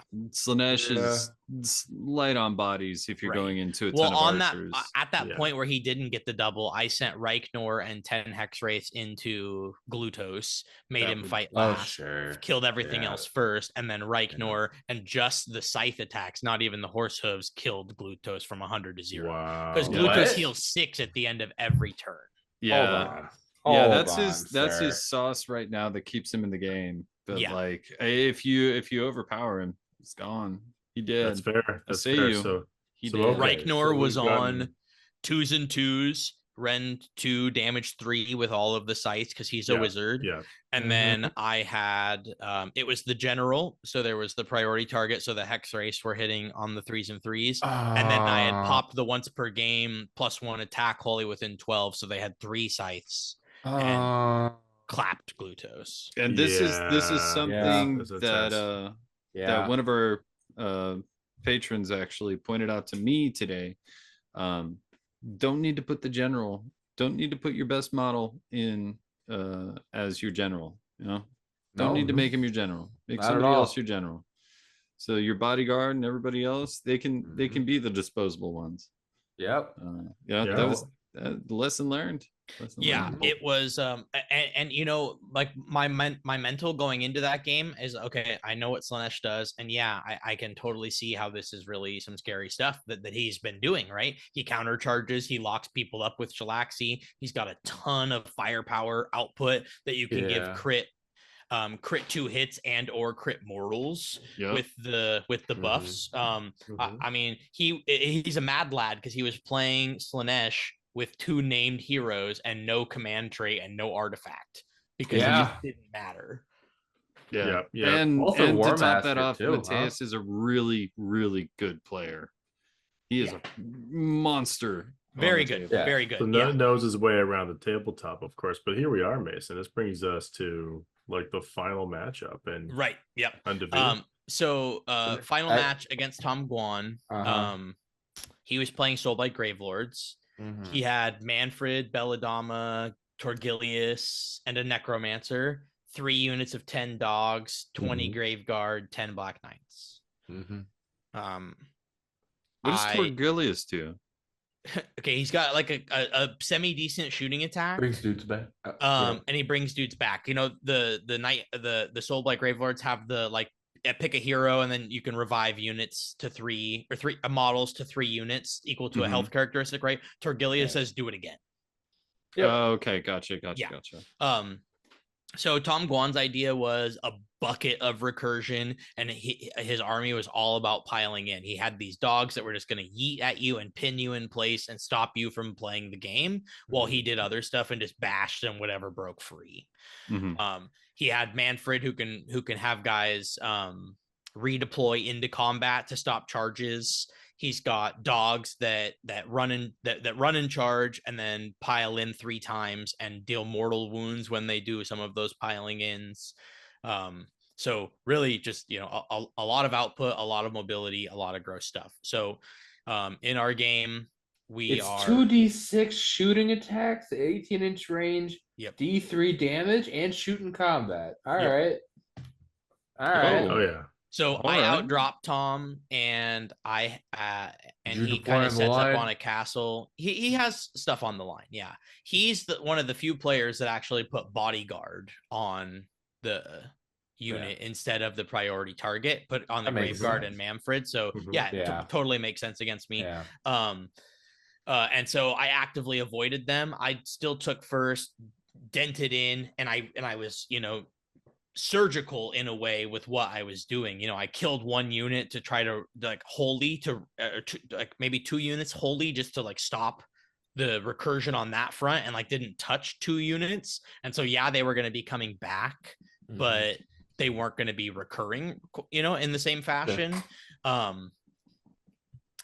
So we went like that, had a really good first turn, left Belladama on 1 wound, which really sucked. She healed she healed a few off of the hunger, but then in his turn I used Reichner to ping her for a mortal to get +1 to cast, and then used Unleash spell and poop down the chains, and then rolled a 3 for the damage to Bella with no dogs around to kill her in the top of his hero.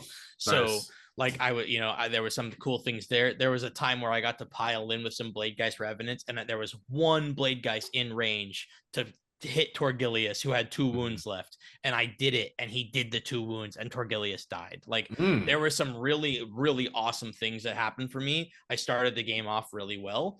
The tough part with the Soulblight Gravelords list, though, is where most other armies fail is they don't have the tricks to get to the other side of the board to continue to do tactics and retake points, but Soulblight with its revive and its breakaway and all of that does. So I was getting 8 points, and then he got 6, and then I got 8, and then he got 10, and then I got 8 and he got 6, and I got 8 and he got 10, and then I got 8. So I was going to be at 40 points. There was a point there where we were counting up everything, and it was like one of the last turns. There was no fighting. We was just moving to score points and do the tactics. You know how those tight games get at the end. We're just dancing at this point for points. Okay. My only play is to do exactly what I did and touch the things that I need to touch. Tom is in a position where he can roll a redeploy. And if he gets a 5, he's going to get 2 of the Black Knights touching on the objective, where I've only got 1 guy touching on the objective, take it from me and deny those points, right? And he did that, you know, spent the last CP, did the redeploy, got the 5 and denied those points. And so he got to do his bottom of 5 and did the tactic. I had a revived unit of Hex Wraiths, 5 of them, and I needed them to live through like 7 or 8 Graveguard and like a charging unit of Black Knights, and they almost did, but not quite. But if that would have happened, or that 5-inch redeploy wouldn't have happened, probably would have been like a 1-point win or a tie. A 1-point win for me or a tie, because but that redeploy, I mean, so it's crazy how tight it can be. But it was a really tight game, 42-40, when he and I were like top scorers all weekend to still, you know, when you look at a point total like that, that means that we are literally like heavyweight boxing, right? Blow for blow. And it came down to the decision right at the end. Like that's how. What a nail biter, and fantastic when it comes out a couple of die rolls like that. They're always the ones you kind of fixate on, but I mean, it's built upon a foundation of great play for you both. And so ultimately I got 2nd place at the tournament. They called it 2nd to 1. I got a really cool like gold trophy kind of a thing, and I got a Ogre Maw Tribe Spearhead box. I didn't even know this thing existed. I thought these were called like Vanguard boxes or something. Nice. I don't know. Everything got a golden ticket too. Is that what those? I did get a golden ticket. Yeah, I call it a city ticket because Tom Guan already had his, so he got the comp paid for one for winning, and then I actually got past the uncomped one. So what that means is I'm invited to go and I get to participate, but I have to pay my airfare and stay and all that jazz, which is totally fine. No big deal. Yeah, still great. Worth the experience. Yeah, big time. You know, and I definitely still consider the event a win. You know, most of the time, every time up to this point, a 5-0 is a tremendous achievement for anybody to get. And I went 7-0 before that last game. And so I retire lists that I win with. So I'll probably not play Night Haunt again. Definitely not that list anytime soon. So you're saying it's there to be borrowed before it gets nerfed to the ground. Matt can borrow it back to the shelf. Matt can borrow it back. I don't. I'll bring it to you on Thursday, Matty. I don't.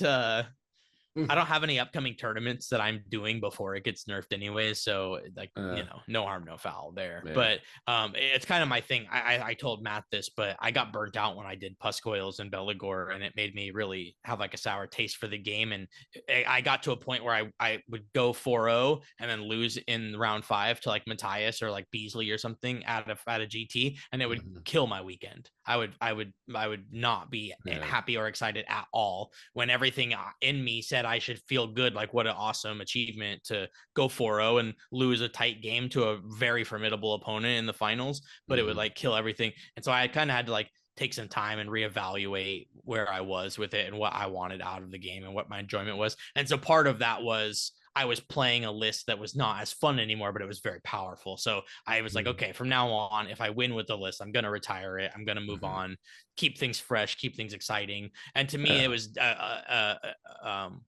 glowing win, you know? Yeah, so definitely. Yeah. When a game comes down to a dice roll and it's out of like your actual like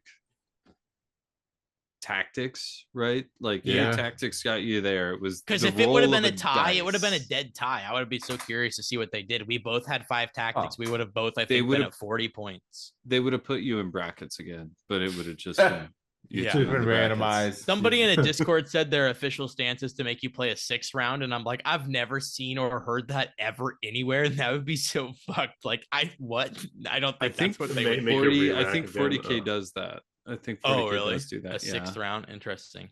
Yeah, it would have been actually okay. This is hilarious.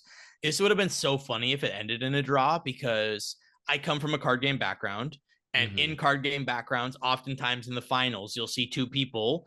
They'll intentional draw or ID in the final match because they or you'll do it in a round to like cut to a top 16, because if neither of us take a loss, we can't dip low enough to not make the top 16. So it's commonplace there. So I know Tom comes from lots of other games, so I went up to him before we knew we were going to play. It was during the lunch break, and I was like, Tom, we should ID, and we laughed about it. But it would have been so funny if we did tie, because I think it would have just been like battle points total. Yeah, I think you're right. It's probably the first tiebreaker, right? Yeah, is battle points. Yeah, I think he actually would have edged me out by like just a few points. Yeah, I think it would have been like 1 or 2. Yep. At the most. Yeah. But nevertheless, it was such a fun tournament. But I do think I cheated myself a little bit because Night Haunt felt so game breakingly busted with some of the rules and stuff that they do, that I feel like I didn't get a great opportunity to learn what 4th could have felt like in that environment with anything else. So because you're missing the limiters. You say that, but there are many other players that could have gone down the same route with the same list that you did and utterly failed. Like apparently you beat one of them twice. Yeah. So, failure, Alex, aka 4th place is. But no, like the thing there, like they may be a little bit busted, and I'm sure they're gonna have like points differences, but like out the gate, getting a list together that makes sense for how to play it, like getting to literally the roll of a dice for first place at Games Workshop's tournament. That's huge. That's awesome, man. Yeah. I don't think we have to give mad props for that. Yeah, I know you're going to be humble about it, but no, you earned the hell out of that. The Night Haunt was only part of it. Yeah, I know. Yeah, and I am I never boast, or I don't even really like to go up and accept awards and stuff, because I don't do it for that. You didn't even like it when I said let's fucking go in a Discord message, dude. Like, you didn't even respond. I know. I'm talking your ass up and like, I did it. No, literally in the VS chat afterwards, in the club chat, he was like, "Thanks, guys." Yeah, we've been rizzing him up all day. Yeah. We've been like just and he's just like, "Thanks, guys." I'm in that one too. I'm in too much of the Pacific. He just showed up, played a couple casual games of Warhammer, got second place in Comb Open, no big deal. Stoned and eating Irish pizza, and he just fucking. But it did feel really good, and since then I've had tons of people message me like, "Hey, were you the guy that was just did this? Got second with this army?" People, in coaches Discord. I joined the Night Haunt chat with those guys just leading up to it, just to pick information. Coach Discord's very hit or miss.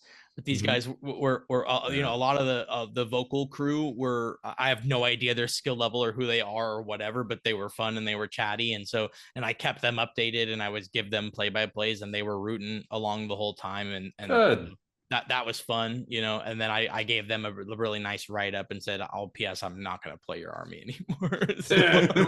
One and done. Yeah. There you go. Sorry for the nerfs. Drop the mic. There you go. Yeah. There's the way to say it. There's the way to say it. The man who broke Night Haunt. Yeah, but I do really appreciate it. Yeah, and I know. I am really proud of myself, and I said it out loud going into the last game, and to myself mostly, because I know where I've been before mentally with that, and I was like, this is a win no matter what, Yeah. Well deserved. And getting the golden ticket, I've played games for a long time, and my aspiration and my dream and my goal has been to be a world champion. And I got really close a couple of times. I've been to world championships for a few games that I've played, and I've been trying to figure out how it was going to work with Sigmar and the teams stuff and all of that. And then now that GW has done this, the golden ticket thing is really kind of surreal to get, because I have that opportunity now, right? Nice, so man. yeah, super rad. I'm super excited for that. I know it's a lot of hard work, and there's a lot that goes into it, but I'm super stoked. Yeah, when that comes, then you'll have to play 3 games practicing different lists and just go right in and well, and all over. Weirdly enough, to the left. And maybe Rocco, I mean, it's fun having like 2 East Coasters and then me and Matt over here, because I know Rocco and Jack, you guys are tapped in a little bit, but it always has seemed like the West Coast guys get a little bit more hate, a little bit of more underestimation, a little less value, if you will. And so it would have been nice to have that win, no doubt. The one definitely stains the glory just ever so slightly, but the purity of it, but still, yeah, exactly. But it was nice, and it felt good to have that understanding, people, to do well, to be local and do well. I know what you mean, and I'm sure the East Coast crowd, they're not as aware of the scene of the West Coast. They don't get out there very much. I mean, Las Vegas is about as far west as many of them probably go. Right. That's about as far west as I've gone to big tournaments, of course. And you know what? I think that once they make it all the way, no judgment, Rocco. Let's finish the thought. That's my bad for speaking over you. I walked into a bad sound bite. No worries. We caught it forever, but all I was going to say is they come out there, they don't know. But the nice thing is you to come back out and teach them, right? I mean, I'm certain they got a taste. You got the ticket, and you're going to see them all that big tournament, maybe rematch with Mr. Guan himself. You're damn right. Yep. So, Ed, if I may, I'm weird in that I am tapped into the West Coast because of my honestly connections with Dimensional Cascade from when they were streaming to all of you guys now, and all the different shoot offs from that, from knowing Jack Ballard and doing you were list tech with him, and being in all these fucking Discords too. When the Dimensional Cascade Discord became just the Pacific Northwest Discord, I'm like, ooh, I'm a legacy. Yeah, you were you were the only cheerleader for a little while when Dimensional Cascade was doing the streaming. Yeah, we were always yelling, "Rocco Ya Boy!" Yeah, it's funny you say that, Rocco, because that is actually how we met. We were in the West Coast Discords together. Yeah, no, we were. Jack, we were on a team. Yeah, we had a great map campaign. We lost the Jack off. That's just Rocco was one of the 8 listeners of my first podcast. That's true too. I like supporting other content. I'm glad we walked over the joke I made. But it was me and Jack versus Jack Ballard and I don't remember who Miles. That's right, because it was KO and Jack was doing, and We should have had it. We should have. We were that was the wrong. only time I lost to Jack in Age of Sigmar. C'est la vie. That was a really. He got me that first time, and then after that, I kicked his ass repeatedly. And then he stopped playing TTS because he kept saying that I was rigging the dice. So it was Man, that was such a fun tournament. So I'm not it tournament. was. So with fan. TTS, there's one reason that I can't play it, and that's because I know I can flip the table. That's fair. Oh, That's what a fair. temptation! What a Right? temptation! Like Yeah. the fact that I can flip the table doesn't. I don't even want to do it in Anchor. I just want to do it like It's very fun. just every time. Yeah. And I feel like that would be a disservice to myself. It's kind of nice though at the end of the game to just let your opponent do it. Like Whoever loses just flips it's it. just good. Yeah. I still have so many fond memories of that. I remember it was the first and only time we had a chance to play Matt B, and that was a fun game. I was He doing beat me twice. The I Beasley. got him on mine. I got him on mine using the cities of Sigmar or the Tempest Eye, and he was doing his Saints thing. But that was a real fun. I was so the two times I played Beasley on that. The first time it came down to if I double turn him, I won, and then I just never double turned him the whole game. And then the second time was like I failed like a 6-inch charge or something. Like it was a short charge, and it just was like, oh no, I'm in danger. And then that just shifted it from me being like solidly winning to just. I remember at one point I even just like he was big on blue scribes in his zine. Top of one, I just nuked it off the table, and he's like, "Oh shit!" I'm like, "Yep, we're here, we're playing."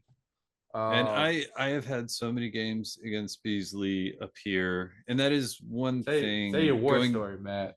Going back to what Mason was saying about like the Pacific Northwest getting a little, we're up in a corner. Like even as like a musician, you know, like bands have to do a lot to get out here and yada yada yada to get out here, right? We're up in a corner, but there are the proportion of people that are like top of, you know, Best Coast pairings is very very large of Pacific Northwest. So when we describe games out here and we're talking about, oh yeah, we had this game, it's, you know, well, this guy has been ranked top of his faction almost every year, yada yada yada, right? This guy won the ITC. This guy is over here. Yeah, You that's guys our are normal stacked. games. It's insane. But the one game, It's true. the one game, I think I know I'm pretty sure I've beaten him before, but the one game that really surprised the hell out of me was bringing my Vanguard list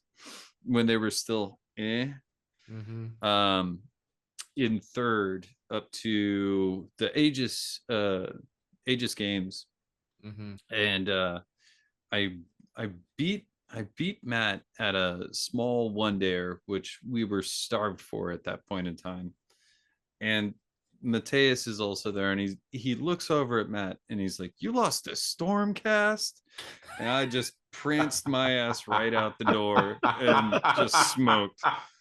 It was a beautiful experience. That's a moment you take with you. Beautiful experience. There you go. Well, honestly, like, all things said, what a great run, Mason. Thanks for kind of running us through your journey, and congratulations again, man. This is great. You know, really glad to bring full circle after our last chat. Of course. You know, it's kind of funny, but there's been numerous times where the night before or the days before leading up to an event, I come on to this channel with Matt and talk about the game and mentally Babe Ruth the tournament. I remember specifically before Sparkle Party when I was taking Beast of Chaos. We were doing a list review, and I don't think I really said it out loud necessarily, but I was like, man, I've got this. I prepped. I knew exactly what to do. I practiced. I had a grid of where I needed to teleport to score objectives, so I knew where to focus the games because I was doing crazy summon Beast of Chaos. Like I had it all. I knew it. And I just executed and did it right.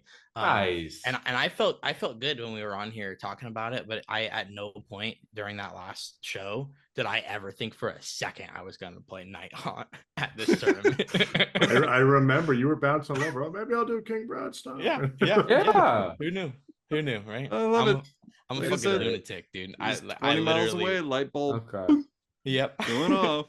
So you're saying when I get these endless spells from you, I just need the morbid whatevers. Yep. We don't got to worry about Yep. the other shit. No jaws, no nothing. Just give me a So, purple I mean, sun. you know what was cool is while I was there, I did get to probably for a total of, I don't know, somewhere between 3 to 5 hours over the few days, talk with Matt Rose about a bunch of different stuff. He's just a really Yeah. cool dude. Had a lot of Yeah. insight, fun stuff about talk about the game. I talked to him a lot about like my philosophy of the game and what I like to teach people. I always pitch like a roadmap and an unpacking of your army and your objectives to start a game and know where you want to be going and know where to come back to if your opponent throws you, know when, you know, okay, so eliminate as much permutation as you can from the forefront, right? Yep. And I talked about that and he's like, what you're describing is like a chess opening, you know?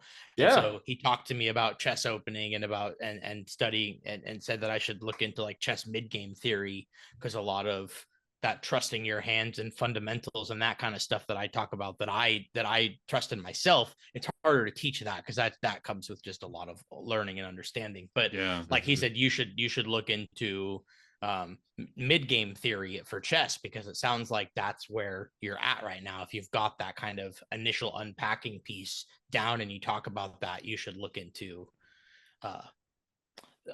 mid-game theory for chess. And that was interesting because I'm not a big like chess guy, but I know how to play chess. I did chess club in school and stuff. So that could be something interesting to kind of check out. Like, I don't know. It's actually really cool. That's a shit. really interesting idea. It's Yeah. really cool shit in there that you can go and apply to that to the different games. And there's all the different game theory and all. Yeah. I won't spoil it. You'll have fun. Yeah. That sounds, honestly, that just sounds like a future episode. I think so. Yeah. And guys, with that, we might have come to a pretty reasonable space, even for Always Strikes Late to call up for the evening. As I think it's what, past 2 a.m. for Rocco and I. Yeah. Indeed. Sorry, hopefully I didn't keep you too long. It's okay. No, Remember, it's such a never. good time. Never. That's why we're here, because we're striking late. Yep. Yeah. Also, Thanks for letting me late. ramble, y'all. Hopefully I gave you a good rundown of everything and my Dude, it was mentality It was yeah. fantastic. It was You're fantastic.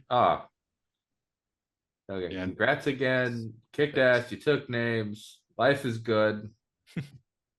I mean, it was a great run, and the fact you did it all without even drinking that ghost on the first day is an I extra know. testament. I'm shocked. That's what it was. I was super worried. I was actually, even though I say I don't really fear any player or any list, I was definitely a little nervous having to play Alex in that mirror match in round 1 because he's a veteran night Nice. comp player. Yeah. Right. Like, Yeah. He's known for that. Yeah, and he's very good. No doubt. I mean, he's a formidable opponent at all times. And so yeah, I was nervous. Winning that, I felt really good, and then the next couple of games really locked in how strong the army was. absolutely. Well, congratulations, Mason. You have for officially nerfed the army for everyone Yeah. else now. You pulled a Gavin Geiger and You're welcome. when he killed Living City because the one dude didn't know how to play into it. Thanks. Yeah. Some might say he gave up the ghost. Oh. I think that's the last word. I think that was the Yeah? last word. That was we're not gonna go off on I'm weird.